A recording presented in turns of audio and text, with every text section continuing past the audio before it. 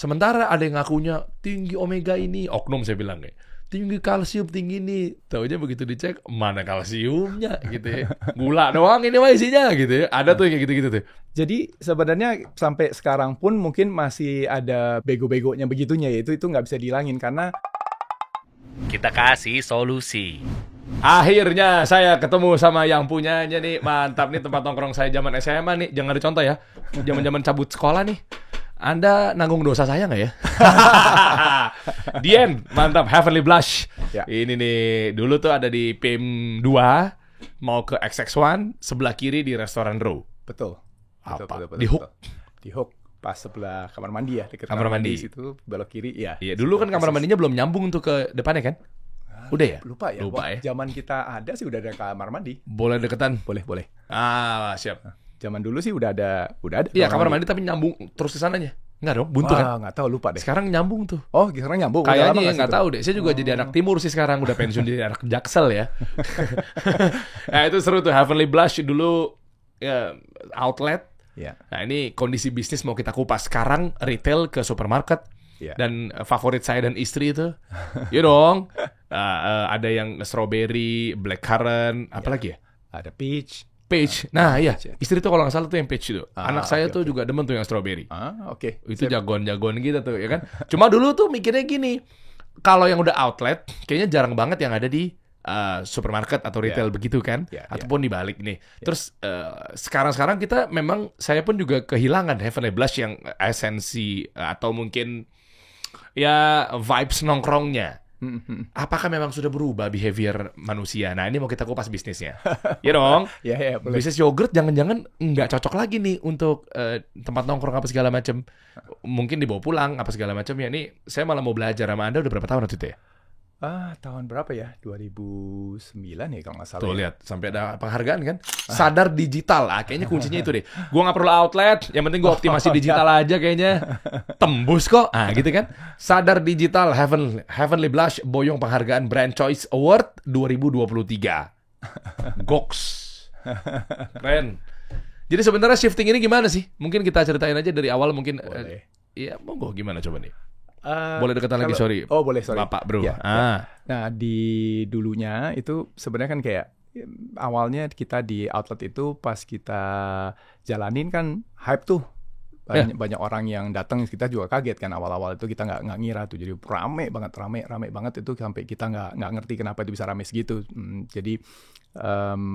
Jadi kita waktu itu terus ada 5 di situ. Di mana? Di Mana-mana tuh, ada di Plaza Indonesia, ada di PIM, ada di Kelapa Gading, terus beberapa tempat kan. Nah, buat kita itu, kita nggak tahu untuk yang lainnya, tapi untuk kita itu hype itu 1 tahun mungkin max kali ya. Setelah itu terus die down itu. Oh ya? Itu kan hype duluan kan, hype gitu terus tinggi, terus udah gitu dia decline tuh, turun. Cukup cepet sih sebenarnya kalau dari kita ya, nggak tahu yang lain. Kalau dari kita begitu gitu dulunya. Oke, ini sambil diskusi ya. Bahasnya gini. Kan kalau bangun bisnis pasti kan, kalau zaman dulu ada istilahnya target market gitu ya. Sekarang kan berubah jadi target behavior. Nah anyway, pokoknya di reset lah. Bahasa simpelnya gitu. Nggak tiba-tiba ujuk-ujuk buka di mall. Dan itu adalah sesuatu yang nggak common menurut saya. Yogurt di mall. Duduk, ngobrol, cekak-cekikan, thank you, cabut. Dengar kata declining jadi kayak akhirnya meyakinkan bahwa berarti perilaku konsumen kalau nge-mall juga nggak nge-yogurt gitu loh. Takutnya gitu. Nah makanya itu nyambung nih obrolannya. Dengan menyikapi tersebut adalah ya nge-mall either belanja baju maksudnya dan seterusnya gitu ya, nonton, ya makan juga ya makan berat atau makan ringan, bukan juga yang asing gitu ya, tanda kutip gitu ya, ya kayak yogurt, kayak ngapain lo mendingan ke rumah gitu sambil nonton misalnya, atau udah apalah gitu. Tapi nggak gitu juga sih. Itu ngeriset nggak? Kok bisa-bisanya ujuk-ujuk di mall? Nggak juga dong. Pasti kan ada contohnya kan, representatif kan, atau mungkin ada preferensi dari luar misalnya di Amerika. Kok berani gitu loh? Coba deh gimana? Ya kalau awal-awal sih memang ada reference, kita juga kan awal nggak terlalu mikir gimana kayak orang baru lah kalau buat sesuatu ya, pokoknya kita kurang metodologinya, nggak ada gut feeling. Jadi kita lihat referensi luar, di sana ada, di sini nggak ada. Kayaknya di sini kita bisa mulai coba gitu. Siapa tahu berhasil, terus kita jadi coba di situ. Nah, terus makanya jadi kaget pada waktu awal, oh ternyata oke nih bisa jalan gitu. Nah, tapi tadi kalau bicara tentang bahwa orang Indonesia tidak biasa nongkrong makan yogurt misalnya ya, kalau secara kultur maybe memang enggak, tapi bahwa orang nongkrong makan apa, saya rasa sih tergantung orangnya gitu. Ada market-marketnya ada aja. Just pertanyaannya apakah cukup dibagi dengan misalnya ada 5 pemain, 6 pemain, 7 pemain misalnya gitu. Oke. Nah, karena sebenarnya kalau pada awal nggak tahu ini yang mau diomongin apa nggak, tapi kalau yang terjadi perasaan adalah bahwa itu hype-nya yang besar. Jadi orang misalnya saya makan, terus dia belum makan. Semua ngajakin temennya, makan. Semua nyobain. Tapi kalau kata nyobain itu kan satu kali ya. Kita nyobain berapa kali ya? Sekali gitu. Kalau udah sekali, berikutnya retention-nya adalah karena kalau kita memang cocok, kita akan lanjut. Ya, loyalisnya. Nah, itu yang terjadi perasaan saya. Kita dapat banyak yang orang trialistnya yang gua belum coba, dia temen gua udah nyoba, gua belum nyoba, ya, harus nyoba. Nah, terus dia nyoba sekali, udah nggak ada, udah bisa bilang saya udah nyoba, terus ya udah kan. Nah, yang nempel, yang nggak nempel. Makanya terus kita lihat decline, karena yang decline tuh sebenarnya bukan decline ya, dia nyoba, terus udah gitu dia udah nggak perlu lagi. Dia udah gitu, perasaan itu rasanya gitu. Oke. Terus kan nggak ngefit berarti kan? Nggak kawin sama konsumen kan? Ya konsumen yang ada kan ada. Konsumennya kan bukan yang nggak ada konsumennya. Tapi yang dulu tinggi itu, sebagian dari itu tuh sebenarnya bukan konsumen. Dia mencoba melihat FOMO, udah pasti FOMO-nya. FOMO-nya, terus dia nyobain, sudah nggak FOMO lagi. Udah tahu, terus turun. Nah, itunya turunnya sebenarnya bukannya turun karena dia makan terus saya nggak suka gitu. Kalau menurut saya kayak gitu, kayak tadi tuh FOMO-nya, saya belum cobain, saya mesti cobain. Setelah saya cobain, berarti saya udah tahu nih. Saya cobain yang lain gitu kan, banyak lagi yang masih belum gitu, nyobain apa. Jadi itu shifting nanti kemana yang terus perasaan juga terjadi ke barang-barang lain ya, nggak hanya yogurt. Nanti itu tinggi, terus dia turun. Sebenarnya bukan tinggi turun gitu. Marketnya ada segini misalnya, tapi yang nggak nyoba segini gitu misalnya. Nah, terus yang udah belum nyoba itu nyoba kan, udah nyoba ya, terus ke arah yang marketnya itu sendiri, berapa jumlahnya segitu udah itu. Nah, itu bisa besar bisa kecil tergantung barangnya itu berapa. Nah, tapi kita ngerasain kayak tinggi terus turun, padahal kalau kita just target yang loyal aja gitu ya segitu sebenarnya. Oh, memang segitu. Memang marketnya segitu, berkembang pun bisa berkembang, tapi dari saya segitu. Harapin yang awal itu sebenarnya jadi kayak semu kan, awalnya itu bukan market, itu sebenarnya dia semua mencoba gitu, terus dia sudah coba ya sudah.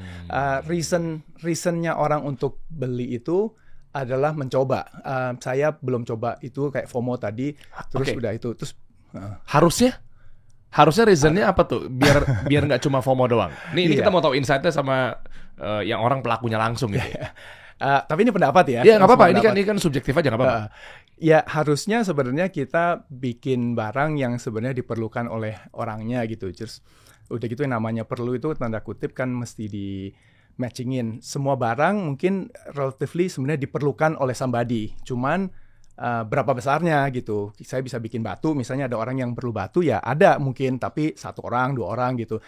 Jadi ngefitin itu kayak ada berapa dimensi gitu, ada dimensi keperluannya dan berapa jumlah pasarnya kan. Nah, jadi kalau kita bilang kita mesti fitin itu satu hal, bahwa dia mesti ada. Kalau di saya sih merasanya kayak dia mesti ada problem yang kita actually solve, yang orang lain belum bisa solve. Jadi kita waktu kita masuk dengan itu, terus dia makan, problem dia ke-solve, any kind of problemnya tersolve kan, terus dia ter-retain. Kalau problem yang di-solve itu sifatnya pendek, misalnya bukan yang berulang gitu ya. Misalnya kayak FOMO tadi itu kan problem juga. Saya nggak mau sampai missing nih gitu. Saya mesti tahu. Ya itu juga problem, tapi problemnya singkat. Begitu di solve saat itu ya sudah, dia nggak ada lagi. Atau problem bosen, atau itu tuh kayak gitu-gitu tuh. Ya kalau saya bosen nih. Bentar lagi saya bosen dengan barang itu gitu. Ya akhirnya jadi terus itu tuh kayak ada problem, tapi problemnya kurang panjang ya, kurang fundamental kali gitu ceritanya. Nah, ada problem tapi kurang panjang. Dim, buka dong Dim. Teori adoption kategori. Iya kan? Itu seru tuh. Itu kan ngomong panjang apa pendeknya tuh. Adoption kategori coba deh. Ini kita bahas asik tuh. Apakah nggak tahu nih, koreksi kalau saya salah ya Pak Dian ya. Kayak saya tahu. Hah? Kayak saya tahu ya. Enggak dong, maksudnya kan kira-kira kan cocok aja gitu ya. Ini sedikit ke branding marketing ya. Tadi kan Anda kan kayaknya kan pakarnya people plan banget soalnya nih. Ada satu teori bagus deh. Mengefisiensikan manajer, tanda kutip nih. Jadi kayaknya nih berarti Anda ingin mensosialisasikan bahwa di Indonesia udah nggak perlu lagi jabatan manajer. Wah, itu kontroversi tuh kalau ngomong gitu. Cakep tuh kita bahas tuh ya. Oke. Buka coba image. Ya. Jadi 5 adapter gitu. Nah ini cari aja yang enak. Itu boleh yang gampang aja deh. Ini kan innovator kan is FOMO. Jadi nilainya 2,5%. Jadi kalau dari tafsiran adoption kategori itu begitu. Coba kita lihat ya. Nah jadi ada innovator dia cuma 2,5% sesungguhnya. Karena anak-anak FOMO kan nggak gede banget. Ya ini koreksi kalau saya salah ya. Udah lama soalnya saya nggak belajar kayak beginian nih. Nah abis itu early adapter dia mulai naik tuh. Kalau istilahnya iya juga ya. Asik ya behaviornya. Memang bisa nih nongkrong di mall pakai yogurt nih. Dia naik. Lalu ada early majority. Early majority itu biasanya komen yang sebelumnya. Iya sendiri aja di situ. Iya deh. Raffi aja ke situ gitu. Ya udahlah. Terus, bos gue juga ke situ. Jadi akhirnya proven bahwa kalau gue nongkrong di situ sama aja seperti gue beli agar diterima di golongan para bos, pejabat dan seterusnya gitu ya. Nah ini kan gemukin ini kan berat ya. Tadi kan Anda bilang nggak panjang tuh problemnya, pendek. Jangan-jangan cuma dapat FOMO doang tuh segitu tuh. Habis itu belum nyampe atas. Kalau decliningnya di sini masih seksi, tapi kalau udah baru dikit doang, udah landai. Saya nggak tahu tuh itu gimana. Kalau sampai ketemu laggards kan kayak istilah laggards tuh kan bahasanya kayak udahlah daripada nggak ada yang lain nih, ya udah deh yogurt aja deh. Itu udah kaum yang udah nggak ada pilihan tuh. Makanya juga akhirnya ngelandai kecil lagi tuh. Nah ini gimana nih menyikapi dengan ini teori masing-masing ya. Kalau saya menggunakan teori runway atau panjangnya orang itu retention atau balik lagi itu biasanya saya pakai teori yang namanya adoption kategori ini nih. Nggak tahu kalau Anda menyikapinya gimana? Ya ini benar. Maksudnya kalau yang ini kan dia menunjukkan tentang progression dari misalnya kita deliver barang baru misalnya inovasi apa segala, kita ngikutin adoption ini. Jadi orang-orang itu bisa dibagi ke lima kategori kan. Dari yang kiri ke kanan gitu. Tapi kalau di kita tadi mungkin sedikit berbeda. Walaupun juga saya bisa dikoreksi perasaan saya. Sebenarnya kalau yang ini di bagian yang innovatornya itu kalau kita mau introduce barang baru, innovator itu adalah orang yang sebenarnya dia sangat perlu atau sangat kepengen barang itu. Dia benar kalau ada problem, yang punya problem paling besar adalah mereka, dan mereka yang berani untuk beli padahal belum ada buktinya, belum ada, karena dia sangat butuh atau sangat kepengen barang itu gitu. Makanya angkanya kenapa kecil karena dia nggak disugesti sama orang, nggak kena flywheel marketing, nggak mulut ke mulut. Dia sendiri mungkin udah nyari gitu. Ini apa sih barangnya? Begitu ada barang beli, kayak pokoknya barang baru lah gitu. Dia berani kan. Nah tapi permasalahannya untuk naikin ke early adapternya itu tuh, biar ketemu yang agak gemukan dikit tuh marketnya tuh. Nah itu kan sebenarnya kalau lihat dari itunya kayak kita kalau ngomong bowling gitu maksudnya. Jadi itu yang kenain di situnya, terus kita kenain pinnya berikutnya adalah kena yang early adopternya karena yang inovatornya udah kena gitu kan. Terus dia kena gitu. Nanti yang susahnya pada waktu masuk ke early majority karena ada jurang tuh sebenarnya antara innovator sama early adopter mungkin masih rada mirip-mirip, tapi begitu ke early majority jenis orangnya sangat berbeda. Jadi itu barang yang sama nggak bisa dijual ke mereka. Itu teori at least ya yang saya tahu. Jadi ada jurang gedenya di situ sebelum ada coba cari yang gambar lain dong. Iya bener ya.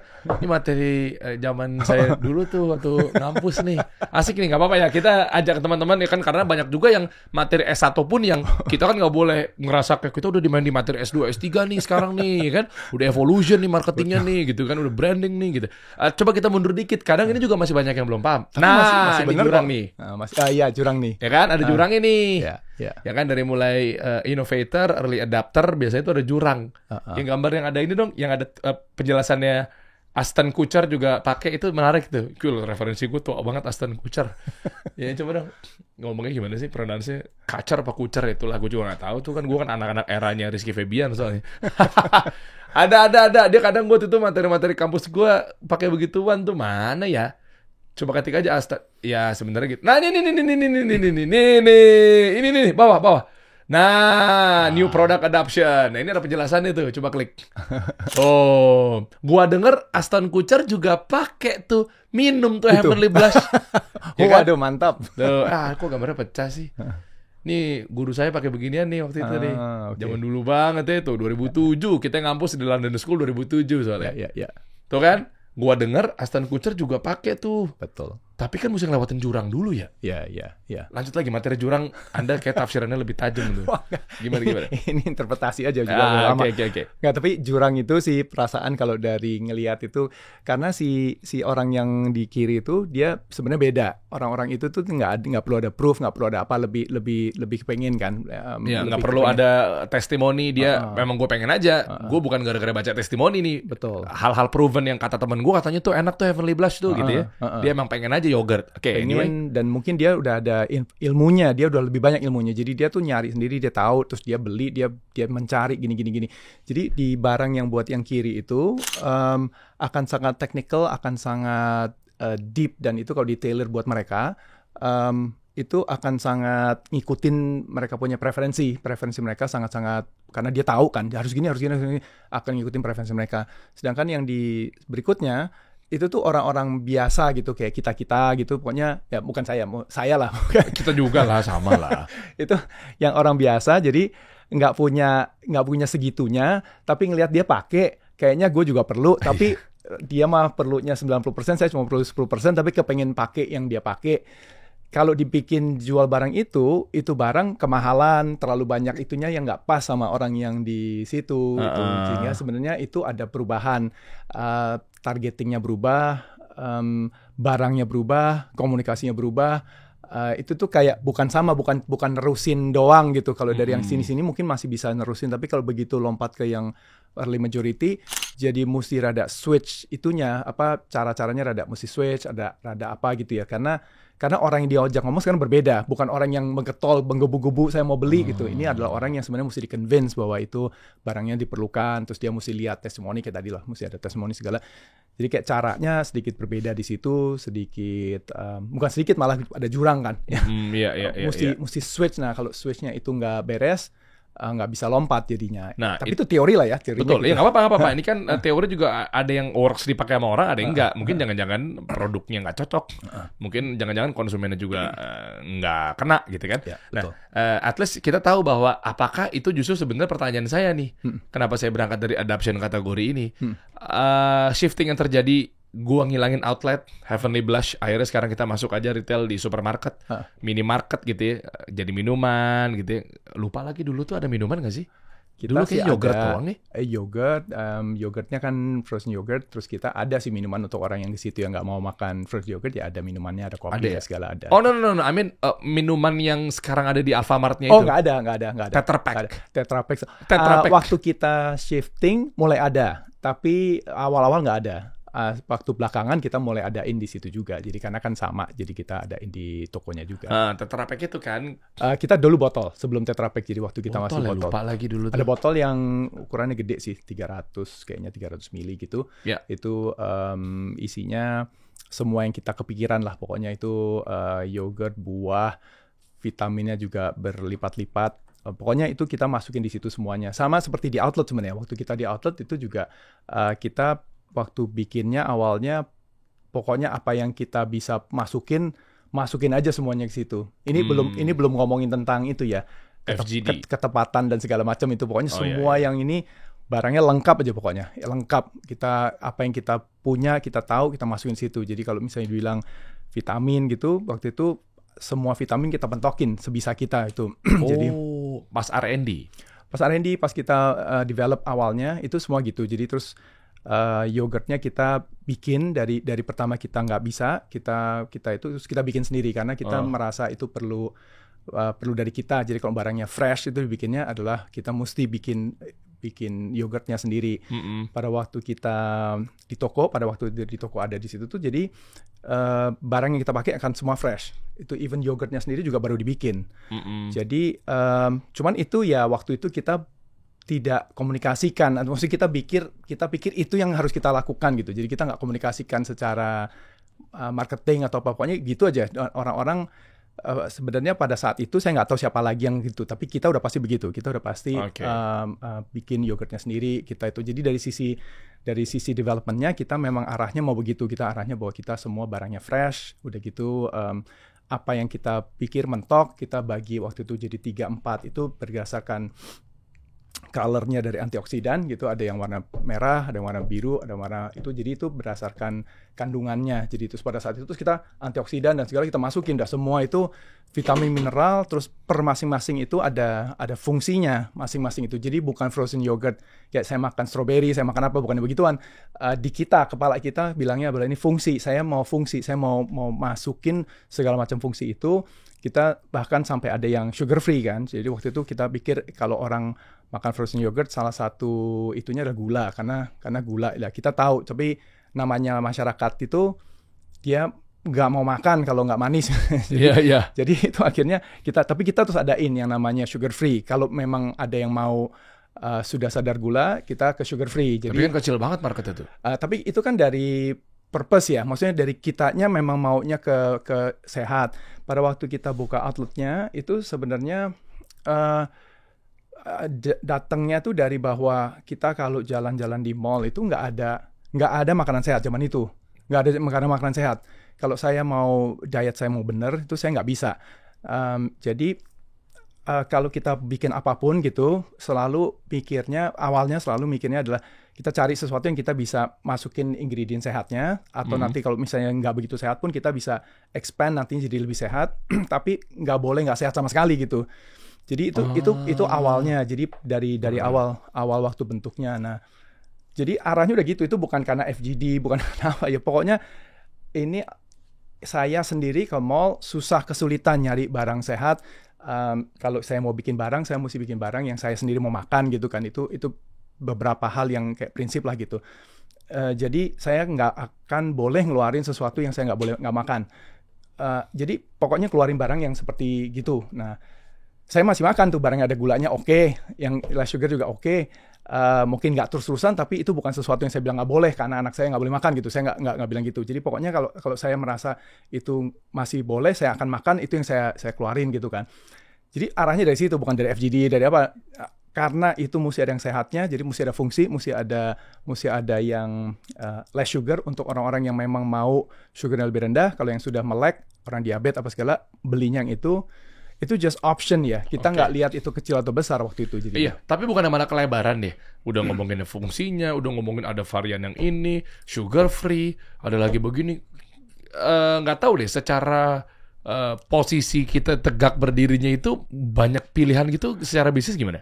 Ya, itu kayak tadi, makanya kan kita belum jagoan, belum tahu lah, belum tahu. Jadi kita saling tukar insight tadi ya. Kayak misalnya susu Hilo kita sebut lah. Ya. Hilo menurut saya bagus. Kenapa? Karena positioningnya jelas, clear gitu. Nggak jadi dibikin yang nanti ya mungkin sependek pengetahuan saya dibikin yang ini ada rasa anggurnya, ada rasa yang sugar free-nya, ada rasa jadi kayak dibikin lagi versi yang buat padatnya, cairnya. Saya liatin ya clear ya, tajam. Atau kayak Kopiko dari dulu sampai sekarang ya permen kopi udah gitu aja. Ya, betul. Jadi kerucut kan? Betul. Relaksa permen fokus aja. Betul. Nggak ada relaksa yang mungkin dijadiin cairan minum. Ya. Nggak ada yang lagi dijadiin relaksa edisi buah-buahan. Ya. Iya kan? Ya. Nah, nggak tahu menurut saya apa salah benar atau gimana? Nggak, benar. Menurut benar, tajam. Jadi kita karena awalnya tadi saya bilang pokoknya apa yang kita tahu kita keluarin, kita ini karena pokoknya itu sehat, bagus gitu pokoknya ceritanya gitu. Lama-lama terus ini kayaknya nggak boleh nih kebanyakan dan segala itu akhirnya juga jadi kemahalan karena orang nggak butuh, kita masukin semua vitaminnya dipentokin segala, kan kita nggak bisa bikin itu murah, maksudnya bukannya murahnya tapi ya pokoknya ditambahin begitu ya jadi lebih mahal, terus kita harus pricing itu lebih mahal, jadi yang itu ngejar cost-nya kan jadi segini, masukin jadi segini. Padahal orang mungkin nggak perlu kali. Itu kalau dihilangin juga orang nggak peduli, maybe ya kitanya kan itu aja, maksudnya kayak idealis gitu, maksudnya mau masukin semua, terus akhirnya belajar tuh, ini kayaknya salah deh. Bukannya salah artinya kita mau ngasih yang bagus, salah, cuman nggak tepat, nggak dibutuhin pada saat itu, jadi udah deh. Terus kita mendingan banyakin di tempat yang dia butuhin, kurangin yang dia nggak butuhkan. Itu malah lebih bener kayaknya ya rasanya. Keren. Gitu. Iya, saya jadi nangkep nih, bener banget ya, kita hajar semua. Tapi saya mau apresiasi ya sebentar sebelum saya lanjutin ngomong. Apresiasinya adalah ke Dian. Ternyata ada kalanya kita mau jujur tapi kepentok juga ya. Bukan berarti ngajarinnya ya udah kalau gitu nggak usah jujur aja gitu ya. Bukan, maksudnya gini, niatnya mau terbaik gitu ya. Kasih vitamin ini, vitamin mentok, ya kan? Vitamin kalsiumnya pentokin, ya dong ya. Karbonya kalau bisa kan, kalau definisi karbo kan berarti kan pentokin itu dalam artian digitin gitu. Digitin, gitu ya kan? Kalorinya digitin, gitu. Pokoknya sehat nih jadinya minuman ini. Itu kan jujur. Ya. Tapi kadang ya nggak tahu nih ini tantangannya kayak gimana nih, kan bukan berarti kita jadi bohong ya. Tapi taunya cost-nya ketinggian, jadi ngejar harganya tuh jadi mau nggak mau udah modalnya segini, masa lo jual segini, nggak usah bisnis kalau begitu. Jual tinggi lagi tuh mau nggak mau tuh. Nah, sementara ada yang ngakunya tinggi omega ini, oknum saya bilang ya, tinggi kalsium tinggi ini. Taunya begitu dicek, mana kalsiumnya gitu ya. Gula doang ini mah isinya gitu ya. Ada tuh yang kayak gitu-gitu tuh. Malah dia yang gede penjualannya. Karena kadang lucu juga. Saya ngeliat gitu kan. Ya saya bilang oknum lah. Saya gak mau nyebut brand ya. Harga segini. Murah dong. Isi belakangnya tinggi kalsium. Tinggi nih. Rendah gula. Rendah ini. Ini kan kos ya. Bisa jual 6.000, 5.000. Ya kan? Ini jual 4.500, jual 5.000 gimana ngejarnya nih? Betul.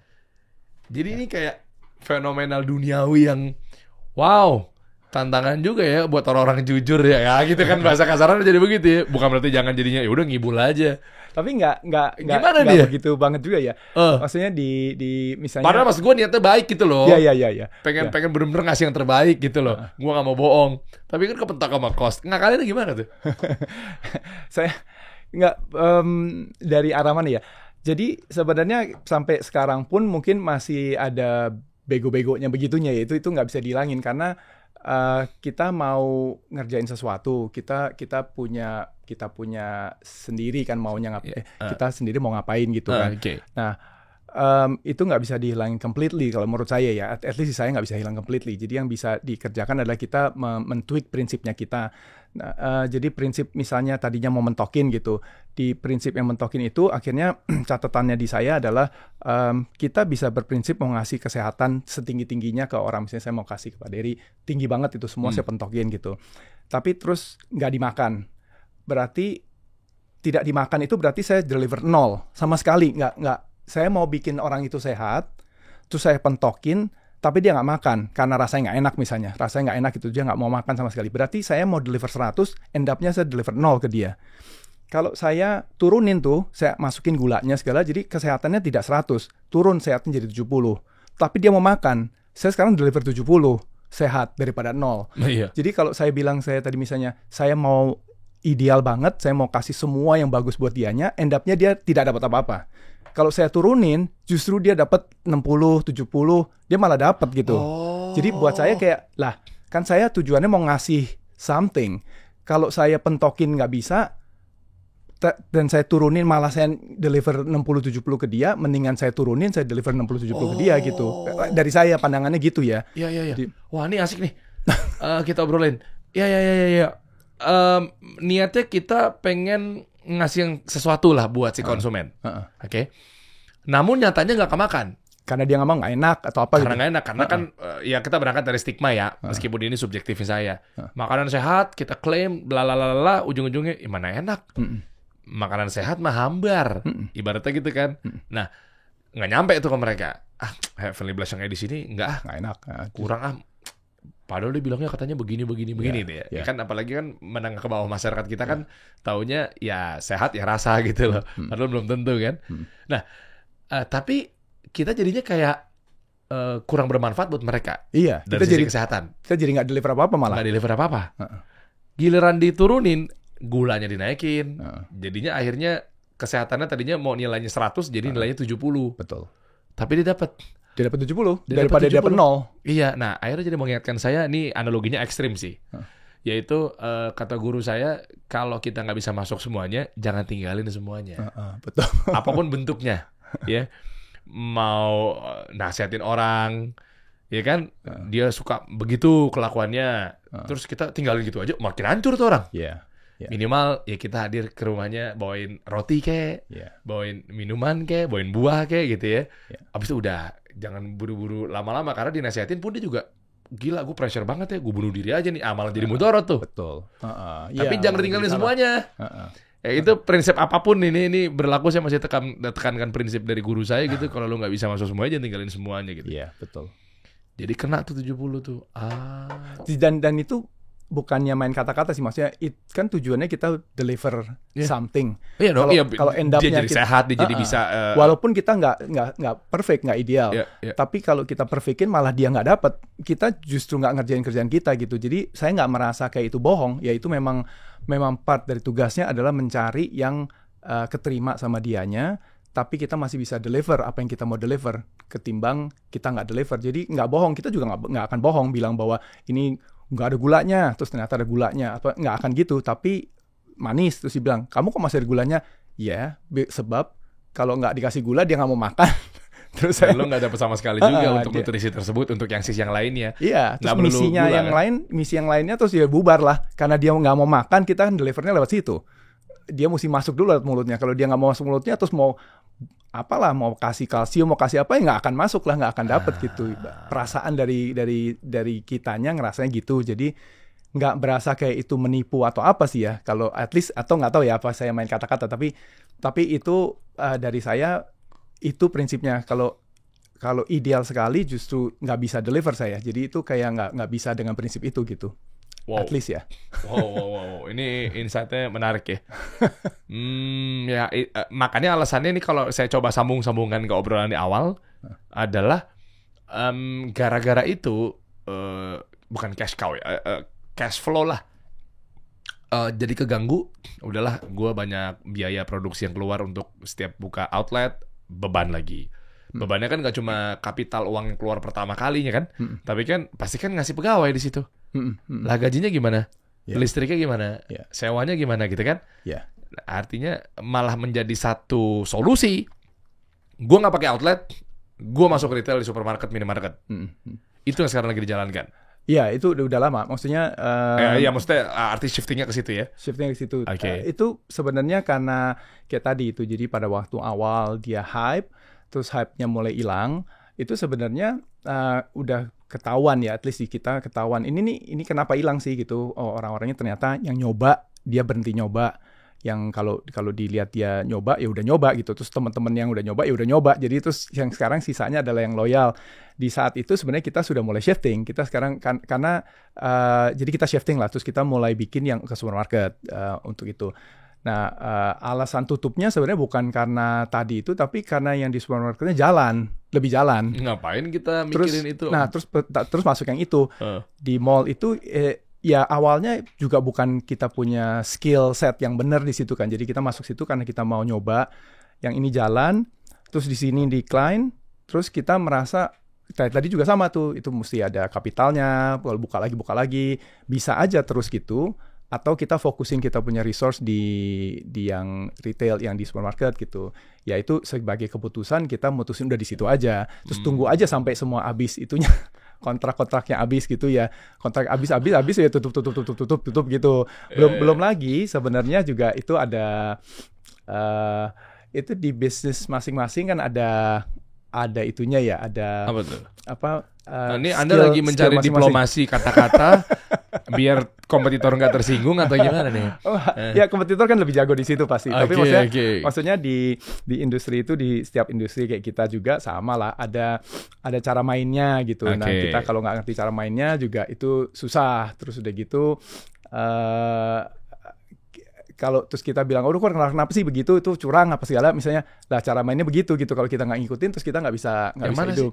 Misalnya kita ke mall atau apa kan ada, kita masuk ke mall lah misalnya atau apa, itu kan semua ada ongkosnya kan gitu.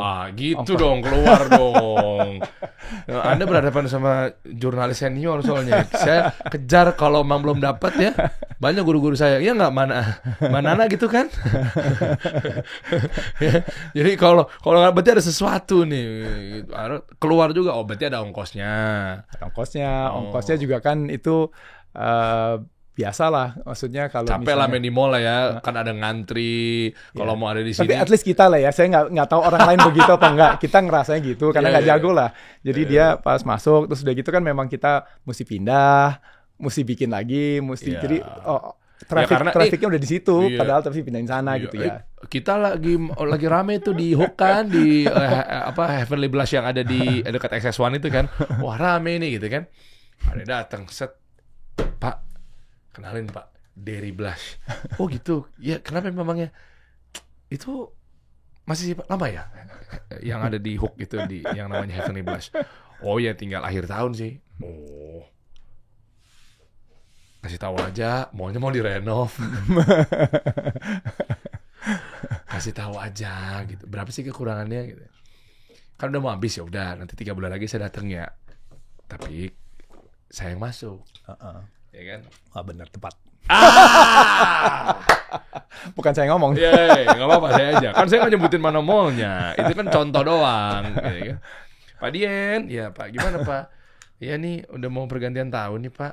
Oke, siap. Lanjut Pak, gitu. Lanjut sepertinya lagi bagus penjualannya. Oh iya, jadi gini Pak, kita mau ada renovasi. Nggak lama Derry Blush buka, ya cakep. Betul. Oh iya di mall. Tapi kalau kita tahu cara mainnya kan kita udah siap dan udah ini ya. Masalahnya kita nggak siap. Terus itu makanya ini kita bilang oknum ya, nggak semua mall kayak begitu. Cerita tadi hanya ilustrasi lah teman-teman. Betul. Ya nanti obviousnya langsung ke mall terkait yang pernah ada Heavenly Blush. Tidak sama sekali teman-teman. Ini jangan tendensi ke mall-mall yang pernah ada di sana. Ini contoh. Dan even begitu pun maksudnya mesti dimengerti bahwa itu industrinya. Dia itu adalah di setiap industri ada cara mainnya. Kita nggak tahu aja, jadi itu cara mainnya di situ begitu, dan itu kan ada kebutuhannya. Maksudnya kalau dilihat kenapa begitu ya ada alasannya kan, jadinya. Pantesan isinya begitu semua ya. Berat saya begitu saya masuk, saya mau nyari Heavenly Blush. Dia lagi, gede juga ternyata dia ya, Musyo. Tapi kalau kita jadi mall, mungkin kita gitu juga loh. Maksudnya ya maybe itu caranya gitu. Terima monopoli agar cash flow mall tersebut aman atau gimana?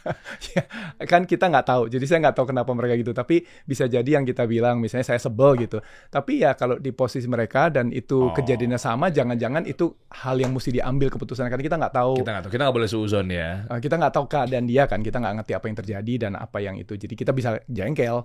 Jengkelnya masih tetap jengkel. Cuman apa yang mereka lakukan kan kita nggak tahu. Sama kayak orang lain mungkin jengkel dengan kita gitu. Tapi kan dia nggak tahu keadaan kita. Dia bilang kita begini ya, tapi kan nggak tahu. Itu kalau kamu dalam posisi itu mungkin ngambil keputusan yang sama. Jadi karena itu bisa terjadi ke saya ya hati-hatilah ya bilang orang lain gitu kan. At least ya, buat hati-hati saya. Berjustifikasi ya. Ya, tapi kan sebenarnya bukan menjustifikasi, tapi lebih kepada observasi kali ya. Mungkin bahasanya kayak kenapa ya tiba-tiba kan start from why kan? Kalau katanya Simon Sinek gitu kan. Kenapa ya? Kok dia sekarang ada sesuatu ya lebih banyak ya? Kok dia memonopolikan sebuah ini ya? Memang nggak boleh kita langsung fitnah. Dasar ya dia main belakang nih. Pantesan kemarin gue tanya ada slot nggak? Kategorinya apa Der? Yogurt. Oh nggak ada, mohon maaf gitu. Ini udah penuh nih kebetulan kita tenannya gitu kan. Nggak lama pas gue cek sana, lah ada yogurt nih. Lagi, ada yogurt lain ya. Ada ya, dia lagi nih ada di sini ya. Katanya udah penuh gitu kan. Nah artinya memang monopoli sering terjadi ya. Namun kan yang mau dibahas tuh bukan langsung penuduhannya, tapi lebih kepada berarti shifting terjadi karena memang bijak nih, bagus nih. Gua nggak mampu bertarung di situ, sudah. Kita coba cara lain. Nah, pengusaha dituntut smartnya tuh di situ. Kalau saya yang lihatnya ya. Jadi gunanya observasi daripada kita, gua nggak mau justifikasi ya, gua nggak mau observasi ya. Jalannya terus. Loh, jangan-jangan lebih mudarat. Lu buka di situ, lu paksain mungkin di mana malah amsyong. Ya, tapi itu memang perlu ada itunya. Maksudnya kita juga nggak akan berani begitu kalau nggak ada kita ke retail kan. Jadi retailnya lebih jalan, terus pemilihan mau di sini atau situ ya. Kalau kita di sini kita harus belajar. Kita harus bisain diri kita capable di main di situ gitu. Atau ke sini. Kalau kita ke sini ya kita terus fokusin di sana. Ini ya udah ditinggal gitu. Jadi itu kayak memang pilihan yang mesti dilakukan pada saat itu ya. Itu apa yang lebih baik, apakah ke sini atau ke sini. Kalau mau stay di situ ya berarti mesti beef up di kekuatannya yang itu. Kita tahu cara mainnya begitu misalnya, terus kita mesti bikin seatraktif mungkin lah kita, sehingga itu misalnya ya maybe karena kita nggak terus jadi kita nggak tahu, misalnya seatraktif mungkin supaya buat si mallnya sendiri kita juga oke gitu di situ, mungkin sesuai sama dia punya permintaan atau apa gimana itu nggak ngerti lah, itu yang harus di beef up karena di situ kita belum centang tuh, ada yang belum centang, jadi kita mesti centangnya mesti dilengkapin. Ya kalau mau decide stay di situ ya berarti itu yang centangannya itu yang mesti dilengkapin. Kalau kita main tempat lain ya centangan tempat lain yang kita lengkapin. Nah saat itu kita mikir lebih baik kita ke sini karena centangan itu kayaknya kita lebih mudah lah buat kita untuk bisa. To-do listnya lebih mudah dicapai. Semua sama beratnya tapi dapatnya kayaknya lebih banyak di situ daripada di sini gitu. Jadi itu pertimbangan seperti itulah kira-kira ya. Oke, dan kalau retail atau mungkin di supermarket lah atau minimarket, lah bukannya sama ya? Pemainnya atau oknumnya juga kan ada aja kan? Sama. Iya misalnya kayak nunggu antrian dulu ya. Iya. Bilangnya di rak ini taunya secara penglihatan mata taunya malah di pojok belakang produk kitanya. Bilangnya ada di showcase atau mungkin di kulkas yang ini tapi taunya malah pindah ke sono. Itunya sama. Kan ujung-ujungnya kan terkait waktu tuh. Betul. Waktu. Ujung-ujungnya kan terkait situ kan. Itu gimana tuh ya? Ya sama. Makanya di industri yang lain juga sama kan ada middleman-nya, ada apa. FMCG luar biasa ya. Ya, bisnisnya ya. Bedanya mungkin tadi itu yang mungkin pas awal-awal kita sempat bilang itu dia makan, kita pergi ke mall gitu nongkrong, kita ngapain nongkrongnya gitu, misalnya apakah makan yogurt, apakah kita ngopi atau apa gitu mungkin ya. Terus apakah orang berpikir pada waktu ke mall tuh mau makan sehat. Nah itu bisa centangannya tuh waktu itu sih enggak gitu. Jadi saya nongkrong situ mau makan sehat, nggak mikir lah. Kita mau ke mall, kayak saya ke mall waktu itu nyari ini kok nggak ada yang sehat gitu. Tapi itu kan saya, orang lain datang ke mall, saya nggak peduli yang sehat. Saya udah sehat-sehat di rumah, saya lagi mau keluar, saya mau lupain. Cheating. Saya mau justru cheat, ya mungkin itu cheat day saya mungkin atau apa. Pokoknya saya lagi mau fun gitu. Nah jadi kalau jadi itu nggak bisa benar-benar, itu mungkin sekarang bisa tapi dulu belum bisa gitu. Nah sedangkan kalau di rumah dia masih bisa, jadi makan yogurt, makan yang sehat, makan apa segala di rumah itu buat dia adalah yang dia mesti kerjakan untuk supaya dia sehat di rumahnya. Sedangkan pada waktu dia lagi mau keluar atau apa, lebih ke saya memang ini saya mau cheating, memang saya mau fun gitu, malas mikirin sehat-sehat. Nah, jadi itu ada perbedaan lumayan signifikan sih kalau menurut saya di situ. Jadi kalau yang di rumah masih bisa dari konsumennya, kalau yang dari situ dia terus nggak, kecuali kita mungkin bikinnya bukan mau sehat ya. Waktu itu karena kita mau sehat, jadi kayak nggak fit dengan occasion-nya gitu. Gue dapet nih Pak Dian nih, cakep nih. Ya, dengan memilih ada di minimarket, dengan milih bahwa lo mudah digapai, terus bukan minum di Alfamart atau di Indomaretnya, kecuali emang nongkrong di depan ya di parkirannya gitu ya. Tapi memang notabene-nya kan perilaku orang ke minimarket, dapat barangnya, bayar di kasir, konsumsi di rumah. Kan gitu ya poinnya ya, mau cemilan kayak mau apapun itu gitu kan. Nah, ternyata ada perilaku itu tuh. Nah, tadi gue dapat poinnya. Ternyata kalau memang kita menyasarnya kepada perilaku orang yang pengen hidup sehat, gue ke mall ngapain sehat? Gue ke mall, ya gue di rumah. Iya kan? Ya apapun itu. Makanya ini gue coba langsung jumping aja ya, patah ya. Makanya menu-menu catering sehat itu laku. Buat di rumah. Lo nggak perlu punya outlet misalnya. Lo bikin, lo online-nya kencengin. Lo order di online food gitu kan. Maksudnya kayak GoFood apa segala macam. Datang ke rumah. Lo konsum di situ tuh. Sambil nonton, sambil ngobrol, sambil main sama anak apa segala macam. Sehat. Tapi giliran kita ke mall, ya gue, ini hari cheatingku gitu ya, makan-makan jorok gitu kasarnya dalam tanda kutip ya, bukan menyalahkan makanannya gitu ya. Makanya begitu masuk ke minimarket, masukin semua di situ, pindah ke sana, malah lebih kenceng kan secara revenue-nya atau omsetnya. Karena yang gue beli Heavenly Blast yang ada di Alfamart, gue bawa pulang, gue minum sambil ngobrol sama istri. Iya, awalnya tapi kita masuknya ke supermarket, jadi ke ini kayak Ranch Market gitu ya? Iya, awalnya masuk situ, jadi ya sama kan? Jadi secara itunya bukan pindah terus ke sana, just pindahin tempat jualannya, dia tadinya di mall yang premium terus masuk ke supermarket yang premium gitu, jadi masuk pindah situ. Nah di situ lebih mungkin secara tadi itu saya bilang, jadi itu lebih besar. Karena occasionnya lebih banyak, dia di rumah makannya. Kalau ini kan dia di luar, dia di luar itu dia occasion yang dia mau sehat di luar itu mungkin limited pada saat itu, apalagi gitu. Jadi limited sekali orang yang keluar terus sebenarnya lagi mau mikirin sehat, apalagi sama teman-temannya gitu. Itu boro-boro itu mungkin list yang paling terakhir yang dia pikirin. Iyalah. Jadi itu yang kayaknya itu yang jadi nggak centang gitu. mungkin shifting ya. Lama-lama juga orang kan ada, misalnya kalau di luar gitu kan barang-barang sehat itu kan juga bertebaran. Jadi Ya tapi kan dikonsumsi di rumah juga lagi ujung-ujungnya. ada yang di mall juga, ada yang di mall dia.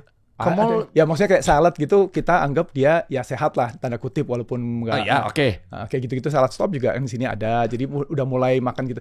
Yang mungkin sekitar 10 tahun yang lalu gituan tuh nggak ready ya. Maksudnya kita ke mall mau begitu tuh udah nggak kepikir gitu. Jadi terus sekarang kayaknya shifting, dan nantinya sih mungkin bisa. Maksudnya orang itu kan makan nggak bisa cuman kalau saya sehat dan sehat kan berarti sehatnya terus gitu, bukannya ada bolong-bolong kan gitu. Jadi kalau saya bisa sehat seterusnya ya sehat terusnya. Even di cheat day kan mungkin bukan cheat day, yang penting mungkin cheat meal gitu, satu kali cheating, yang lainnya ya oke lah, biasa lah gitu, jangan cheat.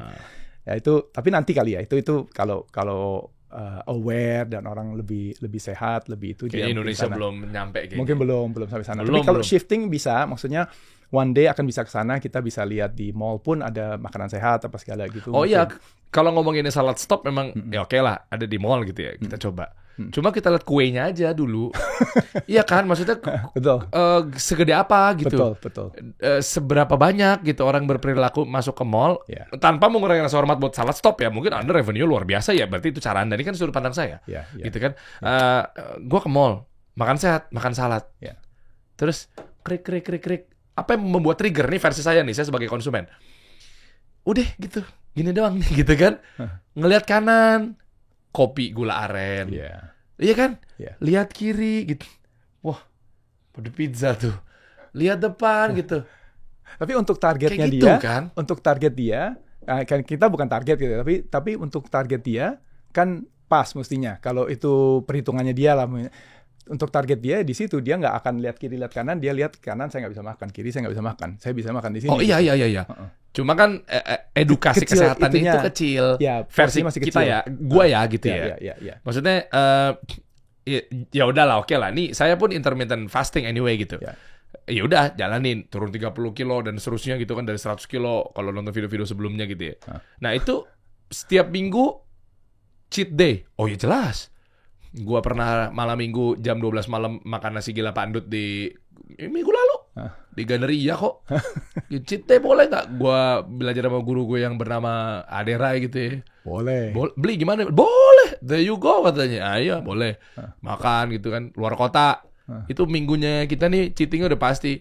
Ya kan, kita diajar sama panitia jam 11, jam 1 gitu nongkrong, makan gede banyak gitu. Besoknya tapi tanggung jawab, jam 12 lagi kita bukanya gitu-gitulah ya. Nah, cuma kan gimana ya?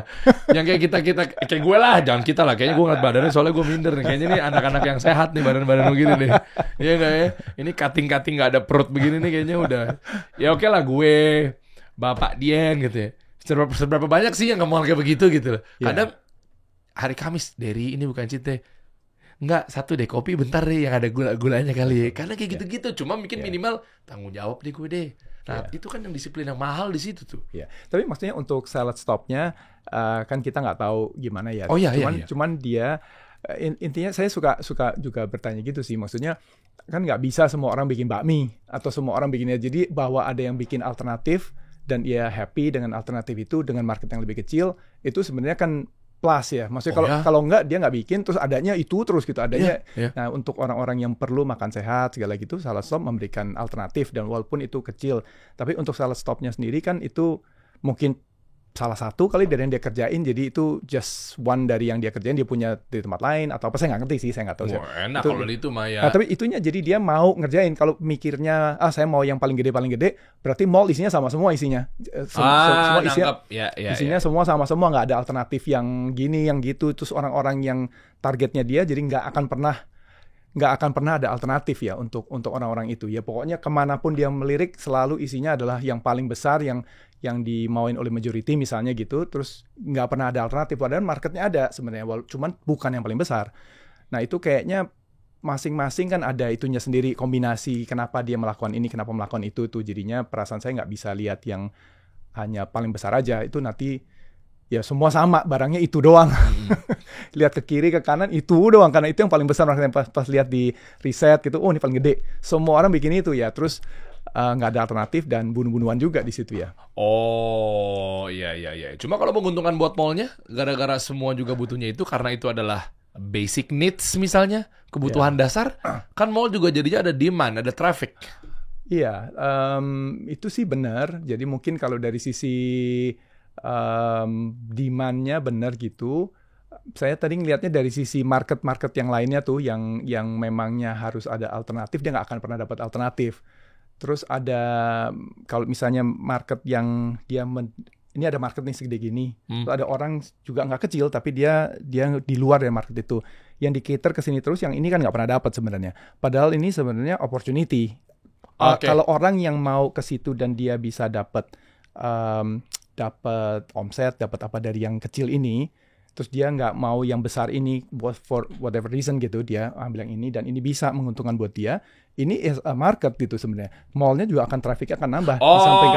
Samping dari orang-orang yang majority ini, orang-orang ini juga akan ketarik sana, masuk sana.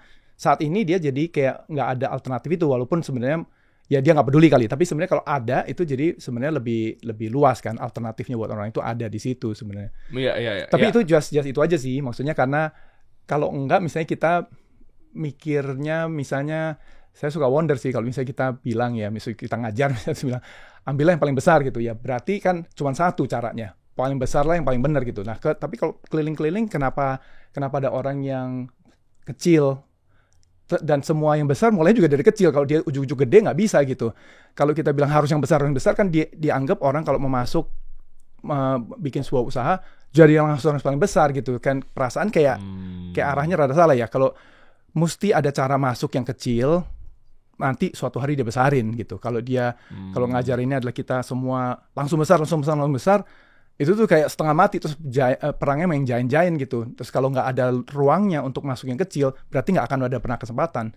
Berarti yang ada yang gede terus aja udah. Oke. Jadi nggak kasih kesempatan buat yang kecil-kecil untuk tumbuh. Ya ini secara globalannya, bukan kayak mungkin mallnya sih nggak mikir gitu ya, tapi secara globalannya kalau nggak ada kesempatan buat orang yang mau mulai, nggak ada kesempatannya juga kan susah ya. Jadi market yang kecil itu sebenarnya nggak masalah juga mestinya kalau untuk entry, untuk apa, malah mungkin mulainya dari situ dulu gitu, terus baru dia gedein ke market yang lain. Salah satu cara lah, nggak selalu begitu gitu. Cuma ada juga kan oknum-oknum mall yang nggak peduli, ya antara kalau nggak rame gimana nih? Iya. Pasti gitu kan? Iya. Nah itu nggak tahu, tapi ya makanya nggak tahu sih, di mall juga ada sih yang kecil-kecil juga ya, yang ada. Kok dia mau ya berarti masih ada untungnya kan, masih ada something lah di situ. Mungkin kan asal bayar ya kamu dapat spotnya kali atau gimana gitu. Jadi ya apa tadi cluenya tadi? Asal bayar gimana? Anda suka mancing-mancing sih. Tadi Anda diplomasikan sesuatu gitu ya. Asal bayar tuh menarik tuh. Saya orang copywriting juga, asal bayar. Oh ya, berarti semua diukur dari situ ya. Nggak heran sih. Ya, kan ada kan, maksudnya jadi ya itu jalan lah salah satu gitu ya. Kalau bayar bisa misalnya ya, jadinya masih ada peluang untuk yang kecil-kecil, terus dia cepet-cepet aja masuk, terus cepet-cepet gedein dah gitu. Bayar atau anaknya siapa itu ya, tajemin aja dong Bapak Dian. Anda setengah banget sih. Iya kan, bayar anaknya siapa, anak muda lagi, bisa tuh gitu kan. Anak muda kan lagi semangatnya bawa traffic kan, anak Gen Z gitu, umurnya belum nyampe 40 tahun, cakep nih, ini yang ini aja nih gitu. Karena dia bawa traffic gitu, bawa ke komunalismenya gitu kan, budaya nongkrong, anak-anak muda kan. Ya. Nah coba dong, lihat dong, pengen tahu sekarang ada kehidupan apa di akun-akunnya Heavenly Blush gitu ya. Saya sih udah riset, tapi mungkin buat teman-teman nih, coba kita lihat lagi ada campaign apa sekarang, Pak? Kita yang lagi jalan yang beauty, kita ke Unstoppable Beauty itu yang kita jalanin. Kayak apa sih? Sekalian dong, lagi jalanin yang strategi people plan, kita irit cost, biaya. Tuh bagus ya, tadi kita ngobrol di belakang kamera teman-teman sebelum mulai. Oh, tapi melenceng tuh. Iya sih, tapi menarik tuh. Ini kan bagian dari bisnis juga gitu. Ini ngomong-ngomong jalan, kita lagi jalan ini. Oh iya kan, pernah ngejalanin juga kan? Atau mungkin lagi ngejalanin. Apa tuh? Struktur organisasi. Oh iya. Yang memangkas manajer. Udah. Ya itu basisnya. Saya jarang ngomong begitu, tapi kalau jalannya udah dari tahun 2014, itu udah berapa tahun ya? 6 plus 9 tahun lah kita udah ngejalanin. Jadi konsepnya nggak pakai manajer atau nggak pakai kepala ya, struktur organisasinya ya. Jadi agile, jadi Tapi bukannya bahaya ya? Jadi semua menganggap bahwa kayak harusnya dia dihormati, tapi kayak ya elah bro, kita sekarang selevel nih. Itu kan lumayan kontroversi juga tuh. Bikin organisasi di perusahaan itu bukan begini kan? Ya kan, ini kan ada bosnya, ada sub bosnya, bos kecilnya, ada manajernya, ya kan? Supervisor, terus sampai ke ancuran rengginang tuh biasanya paling bawah tuh. Yang udah kayak mungkin dia merasa tidak berguna di sebuah perusahaan gitu kan. Kayak kami ini hanya apa tuh gitu. Tapi kan jenjangnya menarik. Karena nggak ngerasa bahwa kayak coba tolong kerjain ini. Apaan sih lu kan emang kayak gue sama. Job description lu 3, gue juga 3. Itu gimana ya? Maksudnya coba edukasi. Tapi kalau bisa ngurangin beban, cakep tuh. Orangnya sama totalnya.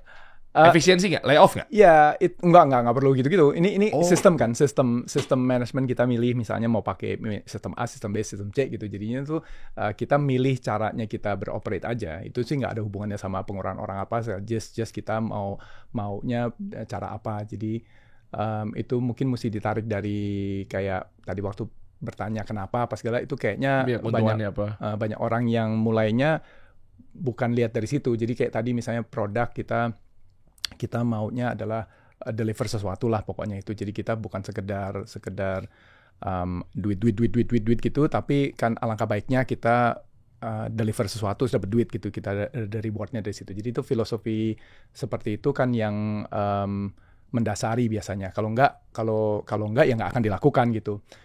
Yang ini juga sama, yang people mesti ada dasar filosofinya seperti itunya kalau menurut saya. Jadi kita nggak semua orang cocok karena nggak semua orang mungkin pandangannya sama. Jadi kalau pandangannya kita ngelihatnya adalah apakah saya memang butuh tuh yang namanya jenjang status itu memang saya butuhkan, ya nggak cocok dengan begitu karena walaupun ada tapi itu dikurangin gitu sebenarnya, perasaannya itu dikurangin.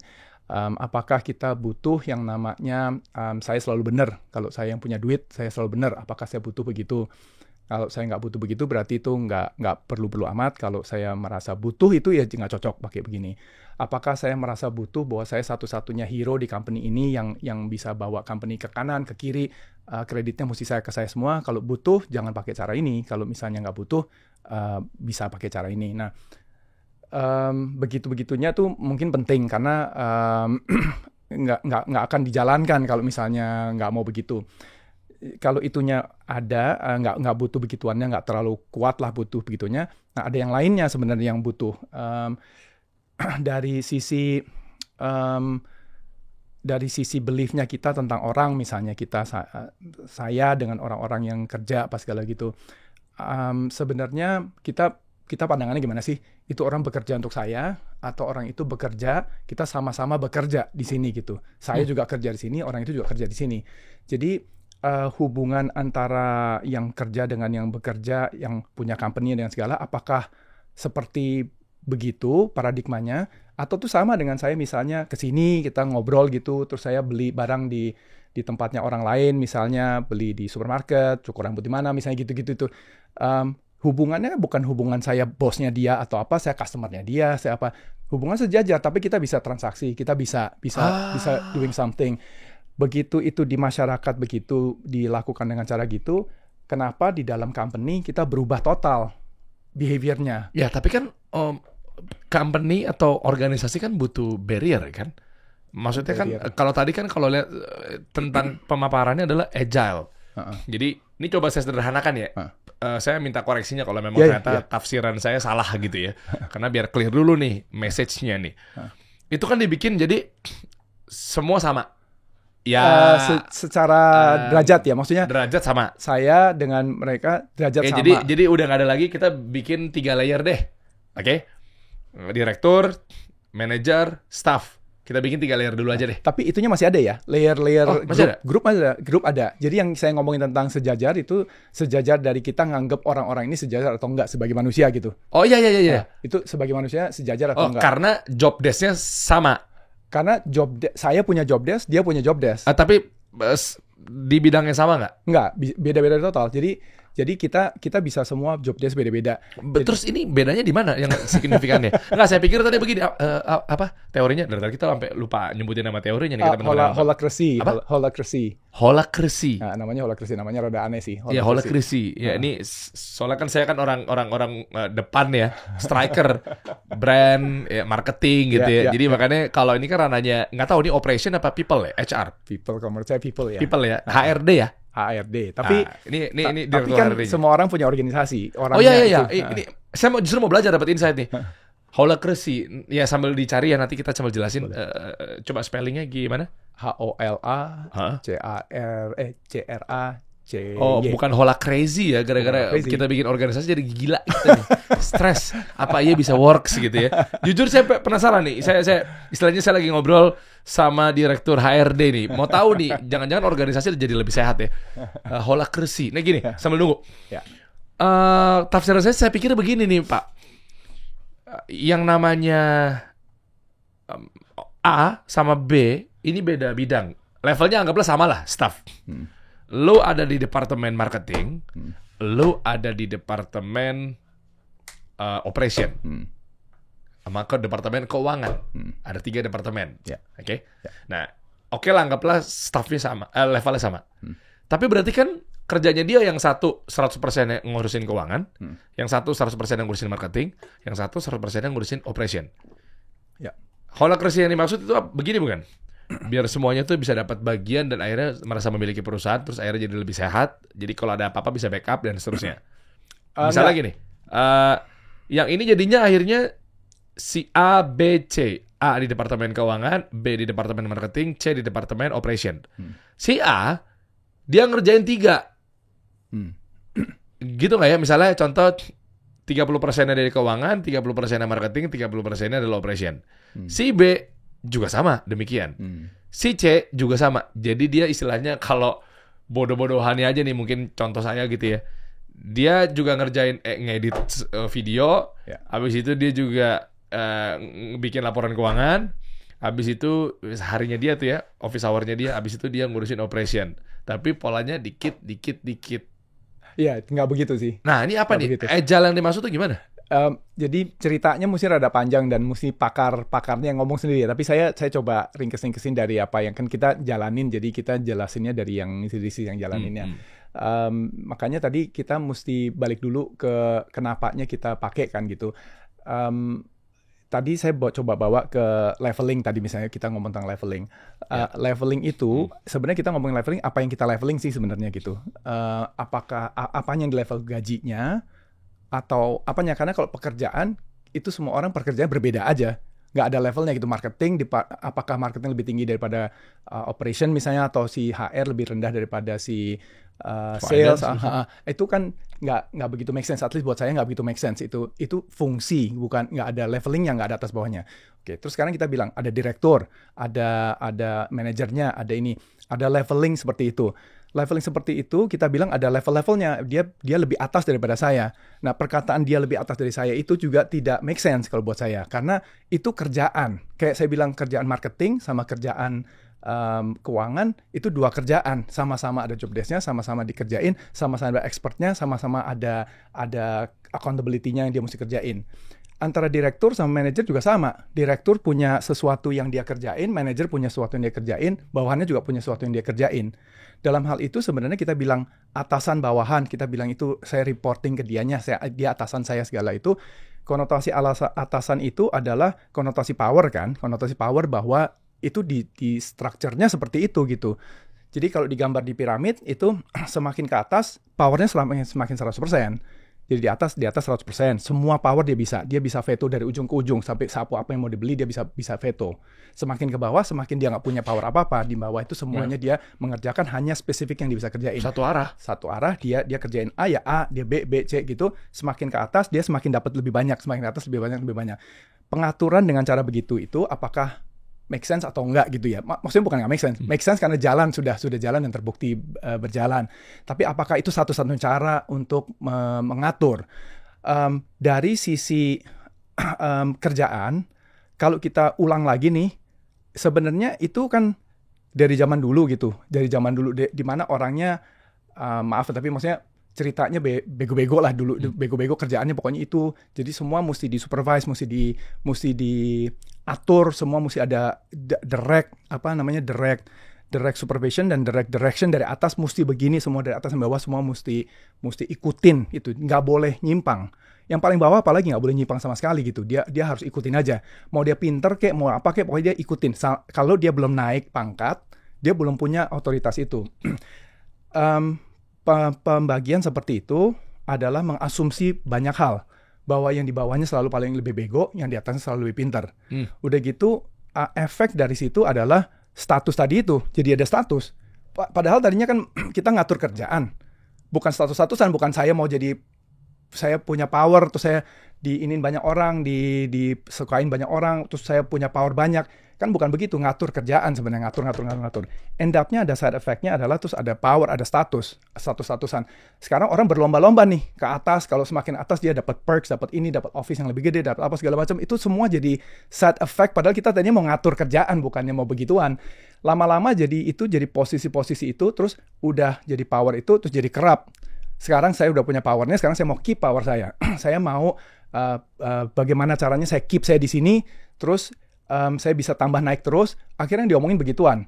Belum lagi orang lain pengen masuk ke situ, dia berpolitik sekarang. Kita nggak bisa hindarin, tapi itu tuh jadi sangat gampang kan, sangat orang begitu. Karena itu posisi itu dimauin banget, udah gitu kita caranya adalah berpolitik, galang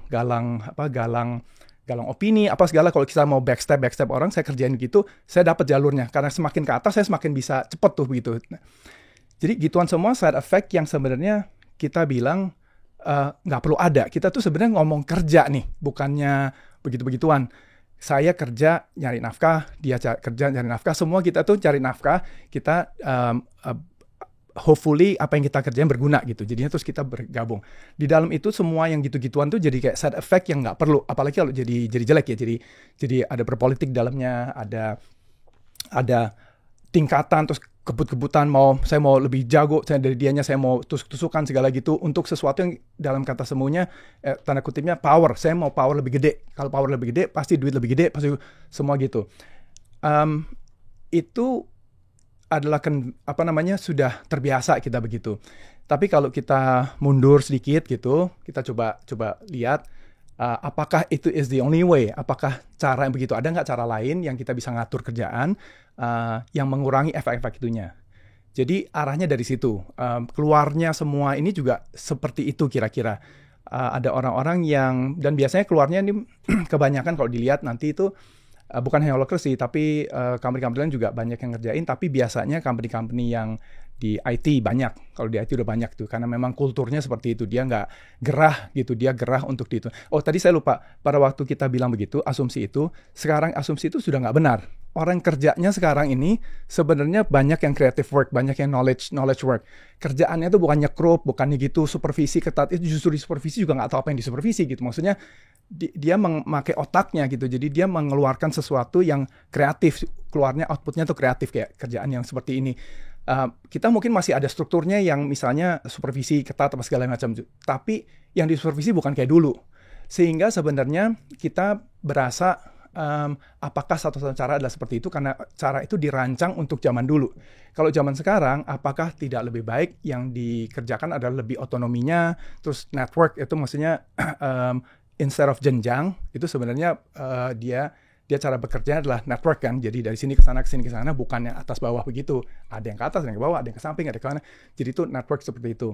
Nah, jadi itu yang jadi bikin landasannya bahwa kalau kita nggak mau cara itu, mestinya ada cara lain. Dan itu sudah dilakukan, tapi kebanyakan company itu melakukan sendiri, homegrown. Terus dia nggak pernah ajarin, nggak pernah tahu, kita nggak pernah tahu dia caranya bagaimana. Holacracy ini salah satu dari beberapa yang mencoba untuk membakukan. Ini caranya, kalau kamu mau shifting dari sini ke sini, ini cara safe, karena sudah dites, sudah dikerjakan, ada guidance-nya, gimana kickstart-nya, gimana cara jalaninnya, gimana cara apa, sudah ada default-nya semua. Jadi kalau kita shift, default-nya udah ada. Kalau enggak kan kita kayak orang bego ya, kita bilang, kita mau begini kayak tadi, bener. Lah terus gimana? Nggak ada manajernya, nggak ada gitu, terus jadi gimana? Nah ini sudah ada framework-nya supaya bisa jalan. Boleh contohin nggak? Gimana tuh Pak? Kira-kira holacracy ini bekerjanya ntar kayak gimana tuh? Approval-nya, eksekusi kerjaannya gitu. Jadi mungkin saya mulai dari yang paling Yang simpelnya dulu aja deh. Fundamentalnya dulu. Pertama adalah kita berdua, misalnya kita start company gitu, kita berdua. Di start company itu kita masuk, terus kita gimana tuh caranya mulai bagi tugasnya. Caranya di Holacracy adalah bagi tugas itu mesti antara kita berdua ngomong. Dan itu ada prosesnya, namanya governance gitu ya. Ada prosesnya itu proses di mana, tapi saya bisa jelasin sebentar panjang, cuman intinya mesti dipercaya aja dulu bahwa dengan proses itu kita mencoba untuk sepakat gitu sebenarnya gimana. Nah, dua orang ini bikin struktur, ada apa aja sih posisinya gitu ya, role-nya apa aja bikin. Itu mesti sepakatin berdua ini. Oke. Nah, terus nanti kita hire orang, masuk ke dalam grup yang sama karena belum dipecah kan, masih di grup yang sama. Pada waktu kita sekarang mau ngubah lagi berikutnya, orang itu nanti akan ikut dalam meeting itu. Dia sekarang sejajar. Bukannya kita founder terus kita yang nentuin. Orang yang diundang masuk berikutnya pun ikut dalam meeting itu sejajar dengan kita. Kalau saya mau ganti struktur, saya ikut di meeting itu, saya gantinya di meeting itu. Kalau mereka yang baru masuk mau ganti struktur juga di meeting itu. Nah, hari ini saya bisa ganti struktur, dia pun bisa ganti struktur. Rumusnya cuma satu, bahwa itu mesti ada masalah, nggak boleh ngada-ngada gitu. Jadi memang dia bermasalah, dia itu menghadapi masalah di role dia, bukan role yang ngada-ngada. Dia langsung dikasih seat di tempat itu untuk mengubah struktur, mengubah policy. Itu tadi nih. Dan ini akan bergulir terus-menerus sampai company-nya berapapun scale-nya. Itu setiap anggota yang masuk itu adalah dia punya hak untuk langsung mengganti-ganti. Tapi ada caranya ya, karena itu pasti pertanyaan di situ. Jadi kacau. Tapi ada caranya yang mesti diikutin, dan caranya itu menjaga bahwa itu semua tidak terus jadi berantakan gitu. Jadi itu mesti diikutin. Itu rada pelan sedikit, tapi harus diikutin kalau kita mau mengganti policy atau struktur. Gimana tuh maksudnya? Jadi mesti, misalnya saya mau ganti nih, saya mau tambahkan, saya sekarang mau bisa mutusin untuk di role saya sebagai si marketing, saya mau bisa nentuin harga misalnya. Tadinya harga itu nggak jelas siapa yang mau nentuin. Saya mau nentuin itu harga, saya harus dalam meeting itu dulu. Saya bilang, role ini saya mau tambahin harga. Setuju, misalnya setuju, role itu jadi harga mulai dari detik itu keluar, saya nentuin harga gitu. Jadinya terus yang lainnya udah nggak nentuin harga, saya nentuin harga. Nah, mengubah even accountability-nya itu harus dalam meeting itu, dan dalam meeting itu kita semua sejajar.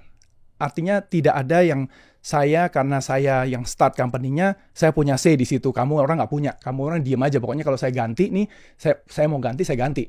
Kamu kalau mau ganti mesti ngomong sama saya mesti gantiin buat kamu. Kalau saya nggak setuju, kamu nggak bisa.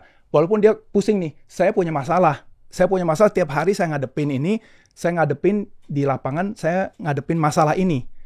Tapi karena saya nggak ada di lapangan, saya nggak merasakan itu. Saya bilang enggak, saya udah pengalaman, saya nggak merasakan itu bohong kamu, itu bukan bohong. Saya nggak merasa itu masalah, udah nggak usah diganti, begitu aja. Itu tuh kalau itu benar masalah, berarti saya nggak tahu apa-apa nih. Saya mutusin untuk dia karena saya yang punya power. Saya mutusin buat dianya bahwa itu nggak usah. Padahal dia setiap hari menghadapi kesulitan itu. Dalam Holacracy itu tidak boleh dilakukan. Kalau mau ganti-ganti struktur, dia harus melakukan dalam struktur yang berbarengan itu. Dia punya seat di situ. Dia langsung bilang, saya punya problem ini, saya propose diganti begini, dan mesti dengan persetujuan. Tapi dia boleh minta dan langsung di forum yang sama. Bukan minta dulu ke manajernya gitu loh. Kalau minta kan juga bisa, minta dulu manajernya nanti nentuin. Dalam hal ini dia di-treat sama, seperti masuk langsung diproses dengan cara yang sama. Kalau saya mau ganti juga dengan cara yang sama. Jadi itu sudah dari sisi perubahan, dia punya akses yang sama seperti semuanya, even foundernya. Yang kedua, yang tadi saya cerita, yang kedua itu adalah once member ini ada, membernya semua itu elect yang namanya rep link. Jadi dengan menjalankan Holacracy sebenarnya secara nggak langsung ada serikat sebenarnya, semacam serikat. Ini gue lagi ngebayang nih. Semua ada serikatnya. Jadi dia tidak bisa hanya satu orang ini ngendaliin satu grup itu, terus tidak ada yang ngejagain dari sisi lainnya. Kalau dia bilang, oke, grupnya sekarang semua saya mau beginiin, saya mau ganti nih, saya mau korupsi misalnya, saya mau semua power di saya, terus saya bisa begini, gaji saya naikin apa misalnya gitulah, semua di saya. Itu dia bisa begitu, Tapi ada rapnya. Ini jeleknya ya, negatifnya misalnya. Ada rapnya menyuarakan keluhannya dari membernya. Membernya mengeluh nih, ini dengan cara begini nggak bisa nih gitu tuh. Dan itu harus digantinya bukan di grup itu, di grup atasnya, karena grup itu kan tetap ada jenjang. Di mana digantinya tuh mesti di tempat yang benar, yang punya view sebesar itu. Jadi kalau dulunya satu orang, ini kita ngomong negatif karena kebanyakan company nggak gini, tapi negatifnya dia mentok di orang ini nih. Kalau orang ini korupsi atau orang ini nggak benar atau dia nggak peduli, dia mentok di sini. Ini nggak akan bisa dibenerin. Sekarang karena dia ada rap itu tugasnya hanya satu, tugasnya adalah nampung apa yang kesulitan yang dia rasakan, yang nggak bisa dibenerin di situ. Karena kalau di circle itu kan dia langsung sendiri aja bisa. Iya. Tapi kalau mesti dibenerin di atasnya, itu ada rapnya yang ke atas, dia yang ngomong di sana. Jadi leadnya misalnya nggak mau ngomong kayak mau apa kayak yang ngomong nanti yang rapnya ini. Nah itu ini udah beda karena di seluruh tempat otomatis ada rapnya yang di-elect oleh membernya. Itu perbedaan keduanya, dan itu sudah baku ya, itu baku udah nggak bisa diganti. Kalau kita ngikut holacracy itu baku, udah begitu. Nggak boleh kita nggak adain rapnya apa, nggak boleh. Jadi mesti ada rapnya mesti bisa tembus ke atas, dan dari setiap grup itu ada rap. Jadi sebenarnya kita in theory tembus dari yang pertama, kalau itu mesti dibenerin di board, itu akan pakai rap terus sampai ke board. Okay. Padahal dari yang paling bawah ya. Cepat juga berarti ya penyelesaian masalahnya ya? Cepat belum tentu, tapi jalur ada. Tapi kan kalau terlalu birokratif kan, gara-gara dia kasih layer mah tetap ada. Layer tetap ada. Ya. Tapi kan untuk bisa nembus ke BOD, para direktur kan agak lambat tuh. Ya, tapi ini nggak bisa lambat karena sebenarnya cepatnya bukan dari situ. Kalau yang biasanya konvensional lah kita sebutnya kali ya, biar gampang ya, konvensional itu, sama holacracy gitu ya. Itu kan lambat tuh biasanya. Yang saya maksud tuh adalah itu. Ya, kalau ini pasti cepat karena terlalu birokratif kan. Karena dia begitu dia masuk ke sana, dia manggil meeting misalnya gitu, manggil meeting yang namanya meeting tadi governance itu sudah harus dihadirin langsung. Itu harus kalau nggak dihadirin dianggap orang itu sudah approve. Jadi pokoknya meeting orangnya diundang, orang yang nggak bisa, nggak datang dianggap diwakilkan dan dianggap approve. Jadi yang sisanya memutuskan bagaimana gitu. Jadi dia ada insentif untuk hadir. Itu terus bergulir ke atas. Kalau sampai di boardnya juga ada isu nih yang mesti dibenerin di board. Jadi isu yang dibenerin di board pasti isu yang besar yang hanya board yang boleh mutusin. Dibawa ke atas itu men-trigger meetingnya cepat, langsung. Kalau terus AO nggak mau ya terus ditinggal. Oke. Nah bahayanya ketika ikutan meeting semua, buang waktu nggak ya? Kan ada yang bilang katanya meeting sampai setengah jam, 1 jam, 5 jam. Tapi orang-orang tertentu doang. Tapi kan at least ada yang penyelamat, ada yang ready lah di office, ready lah di kapal. Jadi ketika kita meeting di cockpit, pesawat ini ada yang jagain. Gitu, nggak dilepas begitu aja. Atau dibalik, kita meeting di belakang semuanya. Lah ini pesawat siapa yang bawa nih? Gitu kan? Atau memang orang ini nggak penting di dalam meeting itu, ngapain? Gitu. Nah ini bukannya malah jadi kalau semuanya ikutan meeting terus akhirnya jadinya waktu terbuang dengan sia-sia. Nah itu meeting yang ikutan kan di grupnya itu ya. Jadi kalau dia di grup atasnya ya orang yang di grup atasnya aja yang ikut. Oh jadi dengan rapnya. Levelingnya itu adalah per grup. Per grup. Nah dia bisa tembus ke atasnya, ada representatifnya yang duduk di sana. Yang bawah diwakilin satu orang itu di atas. Terus nanti yang di sini satu grup ini diwakilin satu orang lagi ke atas gitu. Jadi selalu ada rapnya. Jadi kalau di board isinya 5 orang ya cuma 5 orang, tapi tambah satu rep lagi dari bawahnya. Satu rep itu mewakili seluruh yang dari bawahnya itu. Jadi pas lagi report dapat semua. Jadi itu semua kalau ada istilahnya kalau ada problem yang mesti diberesin itu di funneling melalui si repnya sampai ke repnya yang ada di board. Nah board itu di boardnya itu dia akan mewakili siapapun yang punya isu itu, dia di board itu akan ngomong gini isunya ini perlu diputuskan gitu gini. Tapi spesifik ya. Jadi bukan keputusan taktikal, bukan keputusan sehari-hari, ini keputusan tentang struktur dan policy perusahaan. Jadi strukturnya itu pembagian kekuasaannya bagaimana, pembagian powernya bagaimana, siapa yang melakukan bukan siapanya, pembagian posisinya itu bagaimana, posisi apa punya power apa itu dibagian di situ. Dia bisa ngubah dan policy, mau ngubah policy ini policy itu lewat situ. Kalau keputusan sehari-hari beda lagi. Kalau keputusan sehari-hari itu siapa yang punya role itu putusin. Tapi kalau mau ngubah dia punya otoritas dan apa itu yang harus bareng-bareng. Itu yang tadi saya bilang. Jadi itu pertama adalah kita mesti accept slow down dari proses itu. Jadi kan ada jeleknya juga, maksudnya. Jadi isu dari bawah mesti diproses di board nih. Kalau sampai dibawa, mesti diproses di board. Karena tempat isu itu kecil mungkin dari bawah, tapi solusinya tidak bisa di-solve di situ, harus di board. Karena ada policy something dari board yang menjegal dianya misalnya. Itu tuh jadi di boardnya harus meeting untuk ngomongin masalah itu, karena itu hanya boardnya yang boleh ubah. Jadi dia harus meeting di situ. Waktu meeting itu ada prosesnya, jadinya nggak bisa tuh satu orang bilang udah nggak mau, gitu nggak bisa. Harus ada prosesnya. Jadi kayak kita di DPR lah atau apa tuh ada prosesnya gitu. Sehingga itu mungkin lebih slow down sedikit. Tapi untuk menjaga bahwa didengarkan, ada suara ini didengarkan. Karena suara itu untuk kepentingan perusahaan itu juga sebenarnya. Jadinya suara itu mesti didengarkan. Jadi untuk itu mesti dilakukan dengan lebih formal. Nggak bisa terus diputusin satu orang. Saya bilang mesti begitu. Atau misalnya dia bilang ini ada kebocoran nih di sini. Jadi terus merusak lingkungan misalnya gitu. Terus dia, nggak apa-apa. Pokoknya profit. Misalnya orientation profit. Nggak bisa itu ntar jadi nggak profit. Itu tuh bisa keblok kan ceritanya kalau itu jeleknya. Bisa keblok, nggak ada yang peduli gitu ke atasnya. Karena dari atas bilang nggak mau. Pokoknya kita tutup mata gitu. Tapi kalau ini nggak bisa, ini jebol. In theory, kalau mau dikerjain dengan benar, itu jebol karena sampai di atas itu kalau ada satu orang teriak di bawah tuh di atas mesti dibahas. Dan dia nggak punya power yang bilang, nggak mau, nggak usah. Itu harus dibahas. Nggak bisa. Polisinya harus itu, kalau dia mesti bisa, misalnya saya sebagai boardnya, saya nggak mau profitnya jadi jelek misalnya gitu. Saya bisa bawa concern. Tapi profit saya jadi jelek gitu. Nah itu mesti dibicarakan, ada prosesnya, bicarakan gimana yang terbaik supaya profitnya dapat dan itu dan mesti ada ketemunya.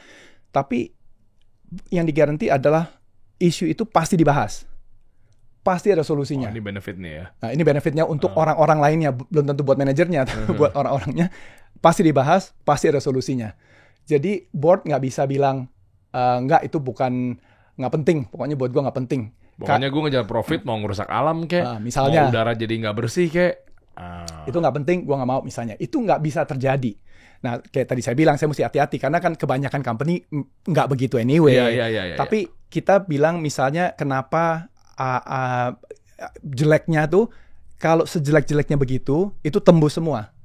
Kalau kita mainnya benar ya, kalau orangnya nggak terus sialan gitu maksudnya, kalau orangnya benar, dia menjiwai ini prosesnya kenapa kita jalanin begitu, itu dia isu itu akan dibawa ke atas. Kecuali kalau dia sungkan atau apa ya susah, sama aja. Tapi kalau dia kerjain dengan benar, itu tembus sampai paling atas. Jadi nggak usah paling atas, dimanapun yang sebenarnya powernya ada untuk ganti itu teng di mana itu pasti bisa. Nah jadi itu kalau kita believe bahwa semua orang member kita, even sampai yang baru join, even yang dia leveling lah, kita bilang tuh leveling gajinya paling rendah, itu sebenarnya punya sesuatu yang kalau dia ngerasain problem di situ, itu dia ngerasain problem. Bukan berarti bahwa karena dia powernya nggak ada, terus dia kalau merasain sesuatu berarti itu tidak sah gitu. Kalau dia merasakan sesuatu berarti dia itu merasakan problem itu, dan dia merasakan problem itu di kerjaan dia. Dari rule-nya itu, dia kalau sudah bisa solve di tempat dia, kan nggak akan dibawa ke atas. Dibawa ke atas kan karena nggak bisa di-solve di situ. Powernya nggak ada. Even di holacracy pun kan power juga mesti dibagi. Pembagian powernya misalnya mengganti policy untuk HR atau mengganti peraturan perusahaan misalnya. Harusnya duduknya di company misalnya. Yeah. Dia nggak bisa ganti peraturan perusahaan. Jadi dia nggak bisa lakukan sendiri. Karena power itu tidak ada di tempat dia maupun di grup dia. Tapi dia punya rep. Repnya yang bawa sampai ke tempat yang benar untuk ganti pasal itu. Jadi itu dengan asumsi sebenarnya bahwa kita menganggap bahwa semua orang ini benar, dianya sama. Kalau dia merasa ada problem dan problem itu mengganggu, itu is problem. Kita nggak bisa ignore, even though dia gajinya paling rendah. Bener, soalnya ada kepentingan kan. Menurut lo aja kali masalah. Gua enggak. Soalnya menurut gua ini cuan. Iya buat lo, gitu. Cuannya bukan buat perusahaan, karena buat cuannya adalah buat gue. Jadi gue untung-untung aja tuh. Nah, even perusahaan itu bukan satu benda gitu kan, ada macam-macam kan. Dia ketabraknya di sebelah sini, mungkin untung di sini, tapi ketabrak sini dia nggak, yang sini nggak pernah tahu bahwa ini ada kejadian begini. Kalau itu nggak ada jalurnya, itu bisa diignore terus. Nah, yang paling parah adalah kalau ini diignore, suatu hari misalnya kayak dari lingkungan atau apa, terus ngejebretnya nanti dalam bentuk besar. Ngejebretnya adalah terus tiba-tiba udah merusak tuh, ada yang mati, mungkin ada apa gitu. Itu karena di-ignore dari awal.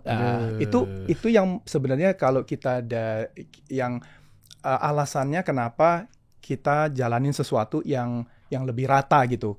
Kita filosofinya mesti adalah bahwa orang itu yang baru masuk maupun yang junior maupun apa itu semua dia punya something yang dia contribute di kita. Bukan berarti saya uangnya lebih banyak atau saya sekarang kedudukan saya levelnya lebih tinggi, pasti saya lebih benar, pasti saya lebih tahu. Itu yang sebenarnya asumsi yang di saya sih udah lepas dari dulu ya. Asumsi itu maksudnya saya nggak pernah kayak adopsi asumsi itu tuh, kayak buat saya nggak make sense. Tapi buat banyak orang kan mungkin asumsinya seperti itu gitu. Dan saya susah bilang salah karena buat saya nggak bisa begitu gitu. Tapi buat orang lain mungkin benar. Nah, jadi makanya tadi kalau jalan begini ya karena orang-orang modelnya adalah yang seperti begini. Saya merasa itu tidak make sense gitu, bahwa dua orang itu, yang satu saya baru hire hari ini, terus dia tidak ada kontribusinya sama sekali gitu. Dia mungkin belum tahu, dia belum apa itu semua ada gitu. Tapi kalau dia merasakan problem, itu problem di tempat dia. Kalau dia bisa beresin, dia beresin udah. Kalau dia sampai masuk minta repnya minta repnya ngomong ke board atau ke company atau apa, berarti itu ada sesuatu yang benar-benar buat dia tuh sama sekali problem itu yang mesti didengerin gitu. Kalau nggak mah dia udah beresin dari kemarin gitu. Nah, kita mau bahwa hit itu bisa jalan. Kita nggak mau ada perasaan bahwa dia ya begitulah, gua mah paling bawah cere. Terus saya mah pokoknya gitu diem aja. Apalagi paling parahnya terus dia nggak mikir udah. Company-nya pada bocor di situ, terus ada ini, diem aja lah. Karena gua nggak punya itu, nggak punya apa. Terus kalau ke arah kreativitas kita juga sama maksudnya orang itu adalah orang. Saya orang, semua itu orang.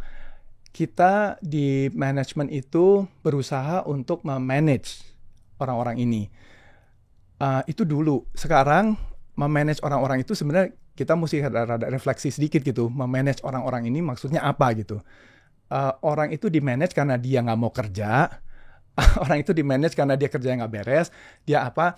Asumsi yang dipakai apa gitu. Asumsi yang dipakai apakah orang itu semua males, terus kita mesti genjotin dia. Atau sebenarnya dia bukan males. Sistemnya kita yang bikin dia merasa nggak berdaya, merasa nggak punya jalur, nggak punya apa. Jadi dia jadi begitu gitu. Terus kita nyalahin bilang bahwa karena apa, dianya sih males, dianya apa gitu. Padahal sistem yang kita bentuk itu memang didesain untuk begitu dari zaman dulu. Iya, gitu. Jadinya akhirnya orang tertutup, orang nggak mau berbicara, terbungkam. Karena percuma ini biasanya. Percuma gitu loh. Ya, lo ngomong-ngomong juga gak akan didengar karena lo udah di level paling bawah gitu. Dan dia misalnya didengerin sama ini, belum tentu dengerin sama ini. Terus itu layernya ada 10, dia mesti tembus 10 layer itu sebenarnya. Dan itu kayak kalau company-nya jelek ya give up lah, udah malas. Kebanyakan company nggak begitu ya. Kebanyakan company sih dia mau dengerin, tapi anggap begitu ya kita udah males ya. Terus apalagi dibombardir, saya pindah dari satu company begitu, pindah company lain begitu.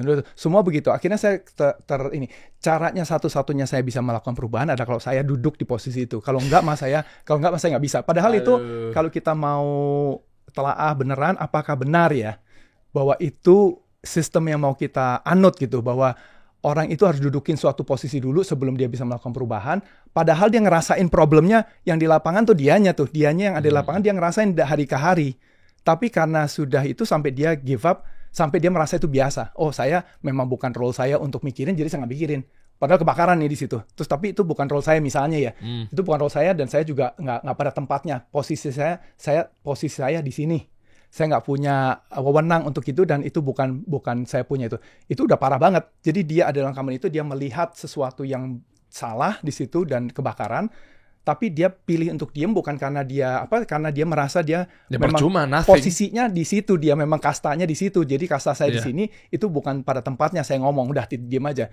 Padahal kan kita waktu bikin tadi kita bikin organisasi itu kan tidak mikirin kasta-kasta tadinya kan. Ini kan kita mau kerja aja nih loh, saya berdua yuk ini kita mau bikin ini supaya bisa awal-awal ya founder-foundernya kan nggak akan begitu, nggak akan gue lebih tinggi dari lu ya pokoknya kan nggak gitu. Kita founder-foundernya sama bilang ini kita mau pokoknya ini jadi gitu.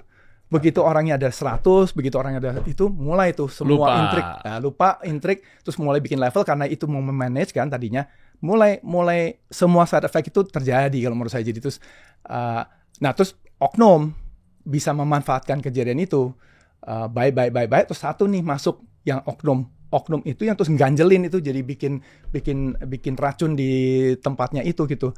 Nah sebenarnya semua cara-cara ini adalah untuk sedikit menghilangkan itunya. Arahnya mungkin bukan maksudnya mau menghilangkan, tapi intinya adalah semua orang itu kayak sama dari sisi derajatnya. Yang membedakan adalah kerjaan dia dan otorisasinya dia apa gitu. Itu beda-beda semuanya. Tapi dari secara derajatnya sama. Makanya dia punya seat di governance dan dia punya rep untuk sampai ke atas. Karena untuk isu-isu yang begitu dia punya suara gitu. Oke, dan rep atau representasi ini dia jabatannya apa? Rep yang dimaksud? Nah, dia namanya rep, circle rep itu jabatan satu. Oh iya jabatan. Tapi dia nanganin apa? Di bidang itu?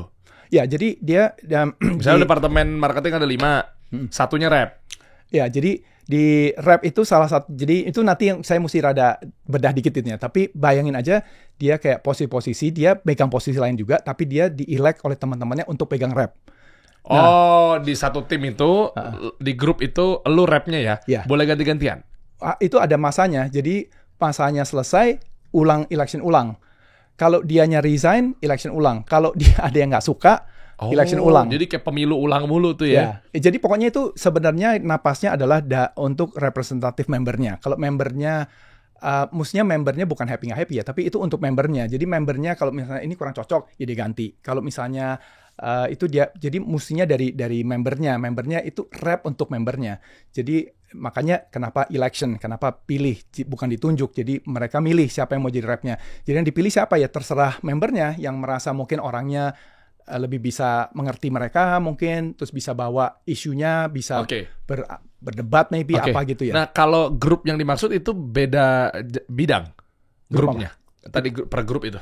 Grup-grupnya tergantung grupnya itu strukturnya bagaimana. Per divisi kah? Ya bisa macam-macam. Jadi itu kalau jenjangnya kan masih ada tuh strukturnya. Jenjangnya masih ada. Tapi berarti bisa nggak satu grup itu ada 5 job desk yang beda-beda? Di grup itu bisa. Bisa. Misalnya satu grup ada 5 orang. Nah 5 orang itu isinya adalah ada staf keuangan, ada manajer marketing. Bisa? Ya, jadi itu bagus dan ininya ya membingungkan kelihatannya. Itu semua grup itu purpose driven. Istilahnya purpose driven. Pada waktu sebuah grup itu dibentuk, dikasih purpose. Yeah. Jadi saya bilang, saya mau bikin marketing gitu. Tapi bukan judulnya yang penting. Yang penting ada purpose-nya. Dia disuruh ngapain grup ini. Grup ini disuruh misalnya membuat orang-orang itu jadi aware tentang barang kita. Misalnya gitu, tujuannya gitu ya. Once itu purpose udah dikasih ke grup itu sebenarnya otonomi, ada aturannya, ada box-nya yang dia nggak bisa langgar. Tapi in general, grup itu otonominya adalah lakukanlah apa yang kamu perlu lakukan untuk achieve purpose itu. Nah, di dalam itu mereka berembuk nanti. Saya perlu posisi apa, perlu posisi ini, perlu posisi ini. Dia bikin posisi-posisi itu. Itu yang saya bilang nggak bisa ditebak sebenarnya.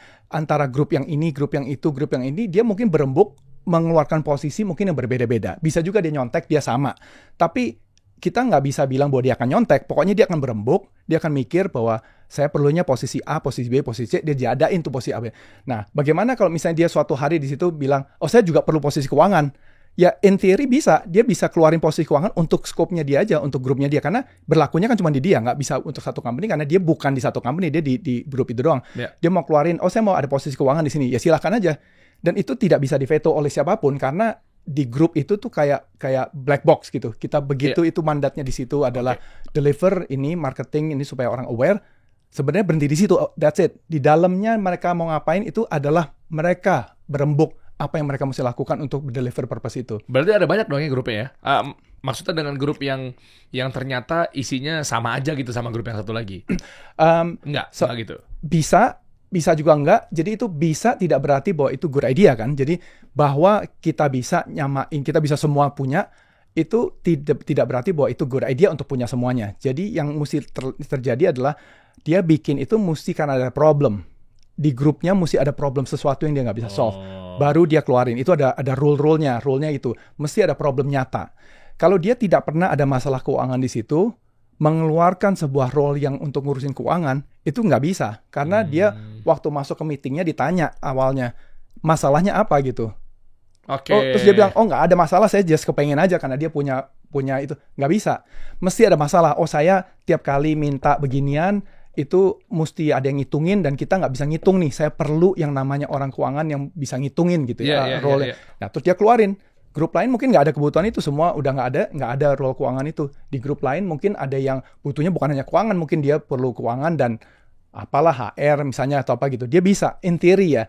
Tapi itu mesti semua dari masalah. Kalau nggak ada masalah ya nggak boleh bikin-bikin, nggak boleh terus bikin-bikin. Itu ada rule-nya. Kalau masalahnya nggak ada, nggak bisa bikin. Itu harus masalah yang dia rasakan pada saat tapi kan itu. biasanya perusahaan kan pasti selalu ada masalah ya. Ya, dan masalah itu makanya dia selalu ada masalah dan masalahnya selalu dibenerin.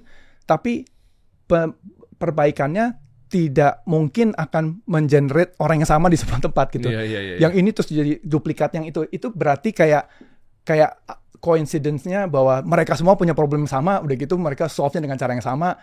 Mestinya beda-beda malah. Cuman kita nggak bisa tutup kemungkinannya bahwa dia melakukan sesuatu yang kita nggak kepikir. Karena mereka rembukan sendiri gitu. Jadi waktu ditanya apakah ada keuangan apa enggak, saya nggak tahu ya. Itu tergantung dia punya masalah apa.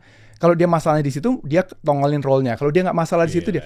Kalau hari ini dia ada masalah, besok nggak ada, dia ilangin role-nya. Nah itu juga jadi dia kembang kembis. Maksudnya hilang sendiri, ada sendiri. Itu juga di conventional akan sangat sulit tuh. Itu namanya reorganisasi kan. Namanya re-engineering, reorganisasi. Semua diubah semuanya gitu. Di kita itu a matter of meeting. Di meeting itu diputusin begitu, itu berubah organisasinya. Dan itu bisa terjadi di kayak badan kita gitu. Terus kita mutasi di tangan kanan, mutasi di tangan kiri, sebelah sininya berubah. Apa tergantung problem yang ditemuin gitu. Jadi itu bikin adaptasi ya. Si company-nya itu beradaptasi seperti kayak kita atau makhluk hidup atau apa itu beradaptasi terus menerus. Karena mereka ada problem, mereka solve problemnya gitu. Nah jadinya terus bentuknya apa hari ini mestinya in theory adalah bentuk yang paling cocok untuk challenges-nya hari ini. Kalau misalnya besok atau setahun lagi challenges-nya berubah, bentuknya perusahaan itu akan berubah ngikutin challenges itu. Lagi. Oh, yeah. Dan itu akan terus-terusan seperti itu. Kembang kemis ada, terus hilang, tambah, kurang, itu tuh fluid. Ini teori, karena di kita juga nggak sampai begitu banget, teman. Teorinya dan kenapa jatuh cinta dengan ginian adalah gini-giniannya nih, yang ini itu adalah hal yang sangat indah lah menurut saya. Company-nya bisa jalan terus, itu dianya akan mutasi terus-menerus tergantung challenge-nya, apapun yang dilempar. Misalnya bilang tahun ini shifting behavior-nya begitu. In theory, walaupun kita belum bisa ngerjain gitu, in theory kalau misalnya dia shifting behavior-nya terus perlu ada grup apa, itu grup akan nongol dengan sendirinya. Either saya yang keluarin, atau orang marketing keluarin, atau orang yang dari sales-nya yang keluarin, grup itu karena diperlukan akan nongol. Nanti suatu hari shifting lagi, nggak perlu grup itu akan dilebur, hilang, akan nongol grup lain lagi gitu. Dan itu terjadi terus-menerus sesuai dengan challenges yang dihadapkan pada saat itu, yang dihadapi pada saat itu. Tapi itu saya mesti bilang teori karena itu indahnya. Saya selalu bilang jangan mikir kita udah kesana. Saya cuma selalu ngomong tentang ujungnya. Di kita banyak challenges kesananya yang nggak terjadi itu banyak banget. Tapi itu kayak kalau ngajakin, kita kan ngajakin itunya ya. Apa sih visionnya tuh sebenarnya bagaimana sih? Maunya kemana? Kalau itu kita believe, yuk kita kesana barengan. Challenges mah nggak akan ada berhentinya dan nggak akan ada yang... Iya, tantangan pasti selalu ada tuh. Dan mungkin tantangannya gede-gede itu, mau begitu tuh. Tapi kita believe nggak di ujungnya itu. Yang kita lihat di ujungnya itu, kita mau nggak, sama-sama mau nggak kesana. Kalau kita bilang, oh itu bagus tuh begitu tuh. Dan itu worth it untuk di fight kesana. Ya kita fight, itu perlu waktu, perlu kesabaran, ya kita jalanin aja. Karena kita sama-sama believe. Nah susahnya adalah kalau kita nggak believe. Kalau ada di dalam yang nggak believe, ya susah. Karena itu bukannya kayak besok jadi gitu loh. Itu kita believe nggak orang itu mesti sejajar. Kalau kita believe-nya enggak, dia mestinya di bawah saya. Ya udah mateng. Iya, mau sampai kapan juga nggak akan jalan gitu. Nih cermatin dulu teman-teman ya, kalau memang misalnya semua satu visi misi, saling percaya, saling support ya. Jadi menarik ya. Jadi gue pengen kaji lebih dalam nih. Ya. Barusan lu ceritain semuanya seakan-akan beliau salesnya Holacracy. Iya tuh mesti dibayar. Iya. Nah ini detailnya ntar gue belajar. Ini kan ya web resminya ya dari Amerika ya. Ini dari merekanya ya, dari ini kan yang bikinnya dia coin termnya Holacracy. Iya. Tapi sebenarnya prinsip-prinsipnya sendiri itu udah dari zaman dulu. Oh iya. Itunya dia cuman memarketingkan, terus dia jual ini sebagai produk. Asik. Iya. Oke. Ya dia mungkin perusahaan konsultan apa segala macam kan. Iya. Nih dari ngomonginnya yogurt sampai ke bikin manajemen yang sehat di organisasi perusahaan nih. Ini gue dapat banget insight-nya. Ya jadi buat teman-teman intinya kita banyak dapat pelajaran kayak misalkan dari mulai bangun tim sampai ke ngecek ada perubahan perilaku konsumen. Ya ini gue belajar sama ahlinya lah karena dari zamannya gue SMA dari berapa Heavenly Blast tuh gue dari tahun 2009. Ya kan 9 tuh udah ke situ tuh. Lahirnya tahun berapa? Saya 72. Bukan. Perusahaannya 2009 kan? Iya, 2009. Iya. 2009 2010 gitu kan. Nah, itu kan kita di zaman-zaman itu tuh tahu air sekarang udah mampir ada di mana-mana dalam bentuk minuman gitu ya. Mantap. Nih buka aja Heavenly Blush, buka dong Instagramnya. Ini nih. Masih berpinki-pinki dari dulu ya, konsisten ya identity-nya ya. Identity kita. Nah, jadi pokoknya nanti cobain aja deh menu terbaru sekarang apa ya? Heavenly Blush. Kita yang produk yang itu kan kita yang baru launching adalah yang di cup tuh yang di flip. Tahu. Itu. Nah, itu yang ini? Yang leci. Yang ini kan? Ya, itu yang lecinya. Jadi ada gambar leci juga sih. Jadi itu dan produk yang tub lah, yang 300 1000 kilogram yang plain, yang nggak ada itu. Jadi itu yang baru. Jadi itu kalau mau coba ya itu paling baru lah. Yang lain kalorinya rendah nggak? Kalori oke. Jadi itu ada gulanya di situ. Jadi saya bilang kalau itu dihilangkan nanti orang pada nggak mau. Jadi kalori itu saya lupa berapa, nanti mesti dicek. Kalau yogurtnya kan yogurt dia jadi susu difermentasi itu nggak ada. Nah toppingnya kan ada gulanya, ada apa. Karena itu di flip begitu ya sebenarnya kita atur sendiri kita mau berapa banyak yang kita masukin. Jadi apakah kita mau tuang semuanya, apakah kita mau sebagian, itu terserah masing-masing sebenarnya. Nah, kalori itu akan bergerak dari situ. Kalau misalnya kita tuang semuanya ya kita dapat full amount-nya. Kalau kita sebagian ya sebagian dapat amount-nya dari situ. Jadi itu bisa diatur lah karena produknya begitu, modelnya adalah yang terpisah. Jadi dia nggak dicampur. Jadi bisa diatur sendiri. Kita sih yang lain-lainnya kita karena sudah dicampur, kita berusaha sebisa kita untuk semua produknya itu dari sisi gula serendah mungkin. Tapi kayak tadi saya bilang ya, serendah mungkin itu kan nggak bisa hilang karena maksudnya kalau hilang jadi nggak bisa itu. Jadi kita turunin sampai level di mana itu masih oke, orang masih oke, tapi kita berusaha untuk itu serendah mungkin gitu. Jadi kita dari sisi susu misalnya, ada susu misalnya kita yang kita jual, susunya kita yang ada itunya kan rendah laktos gitu. Tapi sebenarnya benefit dari rendah laktos itu adalah pada waktu kita breakdown laktosnya dia menjadi manis. Jadi kita tidak perlu tambahin gula, susunya sudah udah ngangkat ya. Nah, jadi di itunya secara nutritionnya sebenarnya sama, cuman tadinya bentuknya adalah laktos. Kalau dirasain itu kita nggak berasa manis.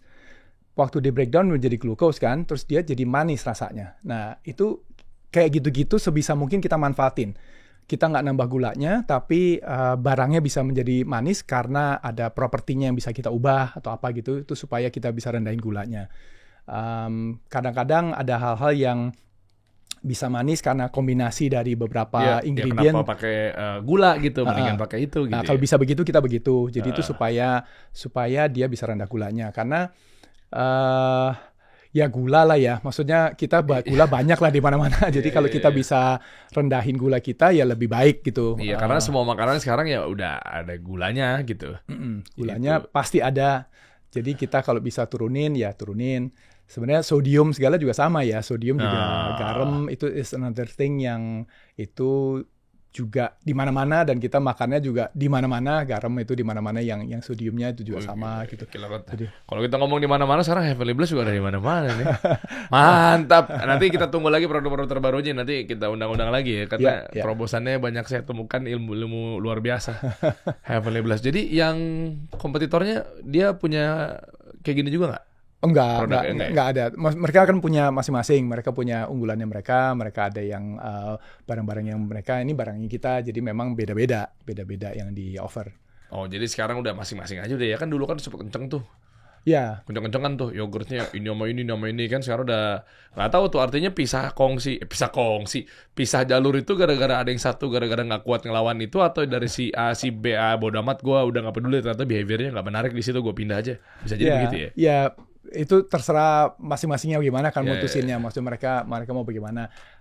Dari kita dari awal even waktu masuk ke frozen yogurt misalnya atau apapun yang kita kerjain sebenarnya kan nggak mau kalau sudah ada orangnya, kita nggak mau sebenarnya. Jadi bukan karena apa-apa, just itu tuh akan sangat nggak doyan aja sih ya kalau udah masuk situ. Jadi kita bikin sesuatu yang lain. Nah, problemnya kan kita bikin yang lain terus orang ada yang ikut. Akhirnya jadi ketemu di situ padahal kita berusaha lari nih.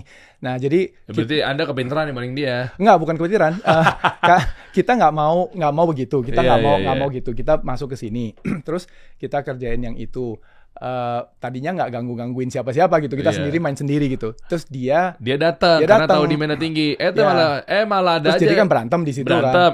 Malah dia playing victim. Gitu kan, kita dikejar-kejar sama dia. Lah kan lu yang datang.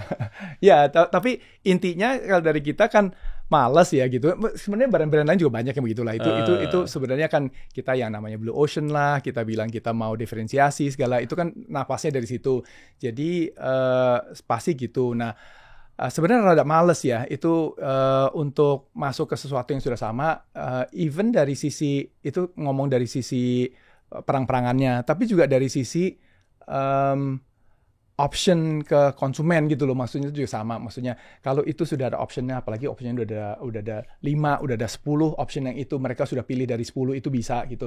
Saya ngasih option lagi itu kayak ngotor-ngotorin sebenarnya ya perasaannya. Cuman itu nggak selalu kelihatan dari barang yang kita keluarin karena edukasinya kita atau kita ngomongnya misalnya bentuknya sama, orang udah langsung mengkategorikan itu sama. Misalnya kita, yang saya suka ambil contoh kan misalnya kita susu kan sudah biasa ya, kita lihat susu anak, susu dewasa, susu osteoporosis, susu untuk pria, itu kan sudah biasa ngeliatin begitu.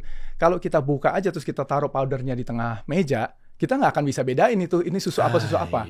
Nah, tapi untuk barang seperti yogurt atau yang masih belum familiar misalnya, itu masih dicampur jadi satu gitu, bahwa ini semua sama aja karena bentuknya begitu, karena modelnya ada di botol atau bentuknya powder atau bentuknya apa. Nah, padahal kalau saya pakai analogi yang sama di susu misalnya, ya itu argumennya juga sama gitu, bentuknya sama, botolnya sama, kemasannya sama. Kok kamu bisa merasa bahwa ini buat anak dan kamu nggak mau makan yang itu buat pria? Kalau saya makan terus jadi ototnya gede, kenapa bisa mikir begitu gitu? Kan artinya sebenarnya kita bisa beda-bedain fungsinya sebenarnya sebagai konsumen itu bisa beda-bedain. Ini fungsinya apa, dan satu barang itu just because dia kelihatannya sama tidak berarti bahwa dia itu sama barangnya. Itu pakai media yang sama, pakai kita naik mobil ya untuk pergi dari poin A ke poin B, tapi semua mobil itu bukan sama gitu. Ada mobil yang pakai listrik, ada mobil yang enggak, ada apa. Nah gitu-gitunya kan untuk barang-barang yang masih belum familiar rasanya banyak sisi edukasinya gitu. Kalau kita bilang ini bukannya gitu loh, ini kita bikinnya untuk ini gitu. Misalnya untuk pria misalnya gitu, kayak Kaf misalnya bikin untuk pria. Itu kan harus diajarin gitu. Ini untuk pria, kalau dianya belum sadar gitu. Sama-sama aja kalau dikeluarin sama-sama aja. Tapi itu kan sebenarnya untuk pria gitu. Jadi formulasinya untuk pria, baunya untuk pria, apanya untuk pria. Nah, itunya perlu waktu untuk orang sadar, belief dan segala gitu ya. Maksudnya itunya yang apalagi barang baru gitu, itu dia kayak menyamakan dari kita semua lah. Saya juga gitu menyamakan dari bentuknya lah gitu. Nah, jadi itu yang jadi susah karena kita mah nggak pernah lihat kita mau compete dengan siapa, kita justru pengen sendirian sebenarnya, selalu begitu. Tapi kalau dari sisi konsumennya mungkin dia lihatnya sama gitu, mungkin ya. Gitu. Ternyata padahal malah kompetitor yang nggak deket, berantem. Ya, itu sangat mungkin. Sering banget tuh terjadi. Sangat mungkin. Banyak brand-brand sekarang yang lagi kenceng-kencengan tuh. Apalagi isu BPA free. Saya juga nggak tahu tuh ya sebenarnya, bukannya kenapa. Dari itu juga saya nggak tahu sih, mungkin ada pakarnya yang jelasin tapi kalau kita misalnya baca lah, kalau kita dulu di kuliah gitu kan sebenarnya diferensiasi gitu ya maksudnya. Jadi saya masih rada kayak kecantol sama yang sekolahan itu ya, maksudnya kalau mesti diferensiasi kita berusaha diferensiasi gitu. Kalau kita copy berarti kan kita tidak diferensiasi gitu. Nah, tapi nyatanya kayaknya ngopi juga strategi yang benar dan bisa dijalankan. Terus saya jadinya kadang-kadang mabok juga gitu ya. Ini. Jadi apakah strategi diferensiasi itu harus atau enggak atau gimana, kan kita jadi berpikir-pikir ya. Enggak, saya sih tetap ini nggak bisa, mesti diferensiasi. Tapi di pasaran itu tidak berarti bahwa kamu ngopi terus nggak jalan gitu loh. Itu ngopi bisa jalan banget, malah masa nggak masalah ya. Itu kayak hal-hal begitu tuh rumusnya Banyak yang plagiat tapi jalan, malah yang nggak plagiatin lebih jalan. atau dia dia berusaha nggak plagiat terus mati karena terus Mau nggak mau jadi plagiat. terus jadi plagiat, terus dianya akhirnya itu tuh rumusnya nggak sesimpel itulah kayaknya ya, diferensiasi gitu, tapi terus orang nggak diferensiasi juga bisa gitu. Nah gitu-gitu tuh kayak kurang lengkap ilmunya Cuma kali. peperangannya luar biasa tuh biasanya kalau Pasti. Di Red Ocean tuh yang semua main di situ tuh Pasti. berdarah-darah dalam segi apapun. Pasti, tapi juga kayaknya ada yang saya dapat 10% nggak apa-apa deh dari situ gitu kan, maksudnya saya gue dapat dikit kuenya atau market share-nya nggak apa-apa deh. dari yang segede gitu gue Beda-beda dapat sih, 10%. Oh gimana zaman papi Anda ya? Tapi lain lagi dia. Nah, ini boleh gue bocorin gak sih? Boleh apa yang perlu. Ini bapaknya beliau tuh Nutrifood man, Hilo. Iya kan ya?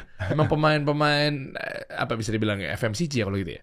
Bukan FMCG dan sehat ya, maksudnya sehat ya, relatively iya. lah ya, maksudnya Iya, itu Nutrifood lebih gila lagi pertarungannya ya.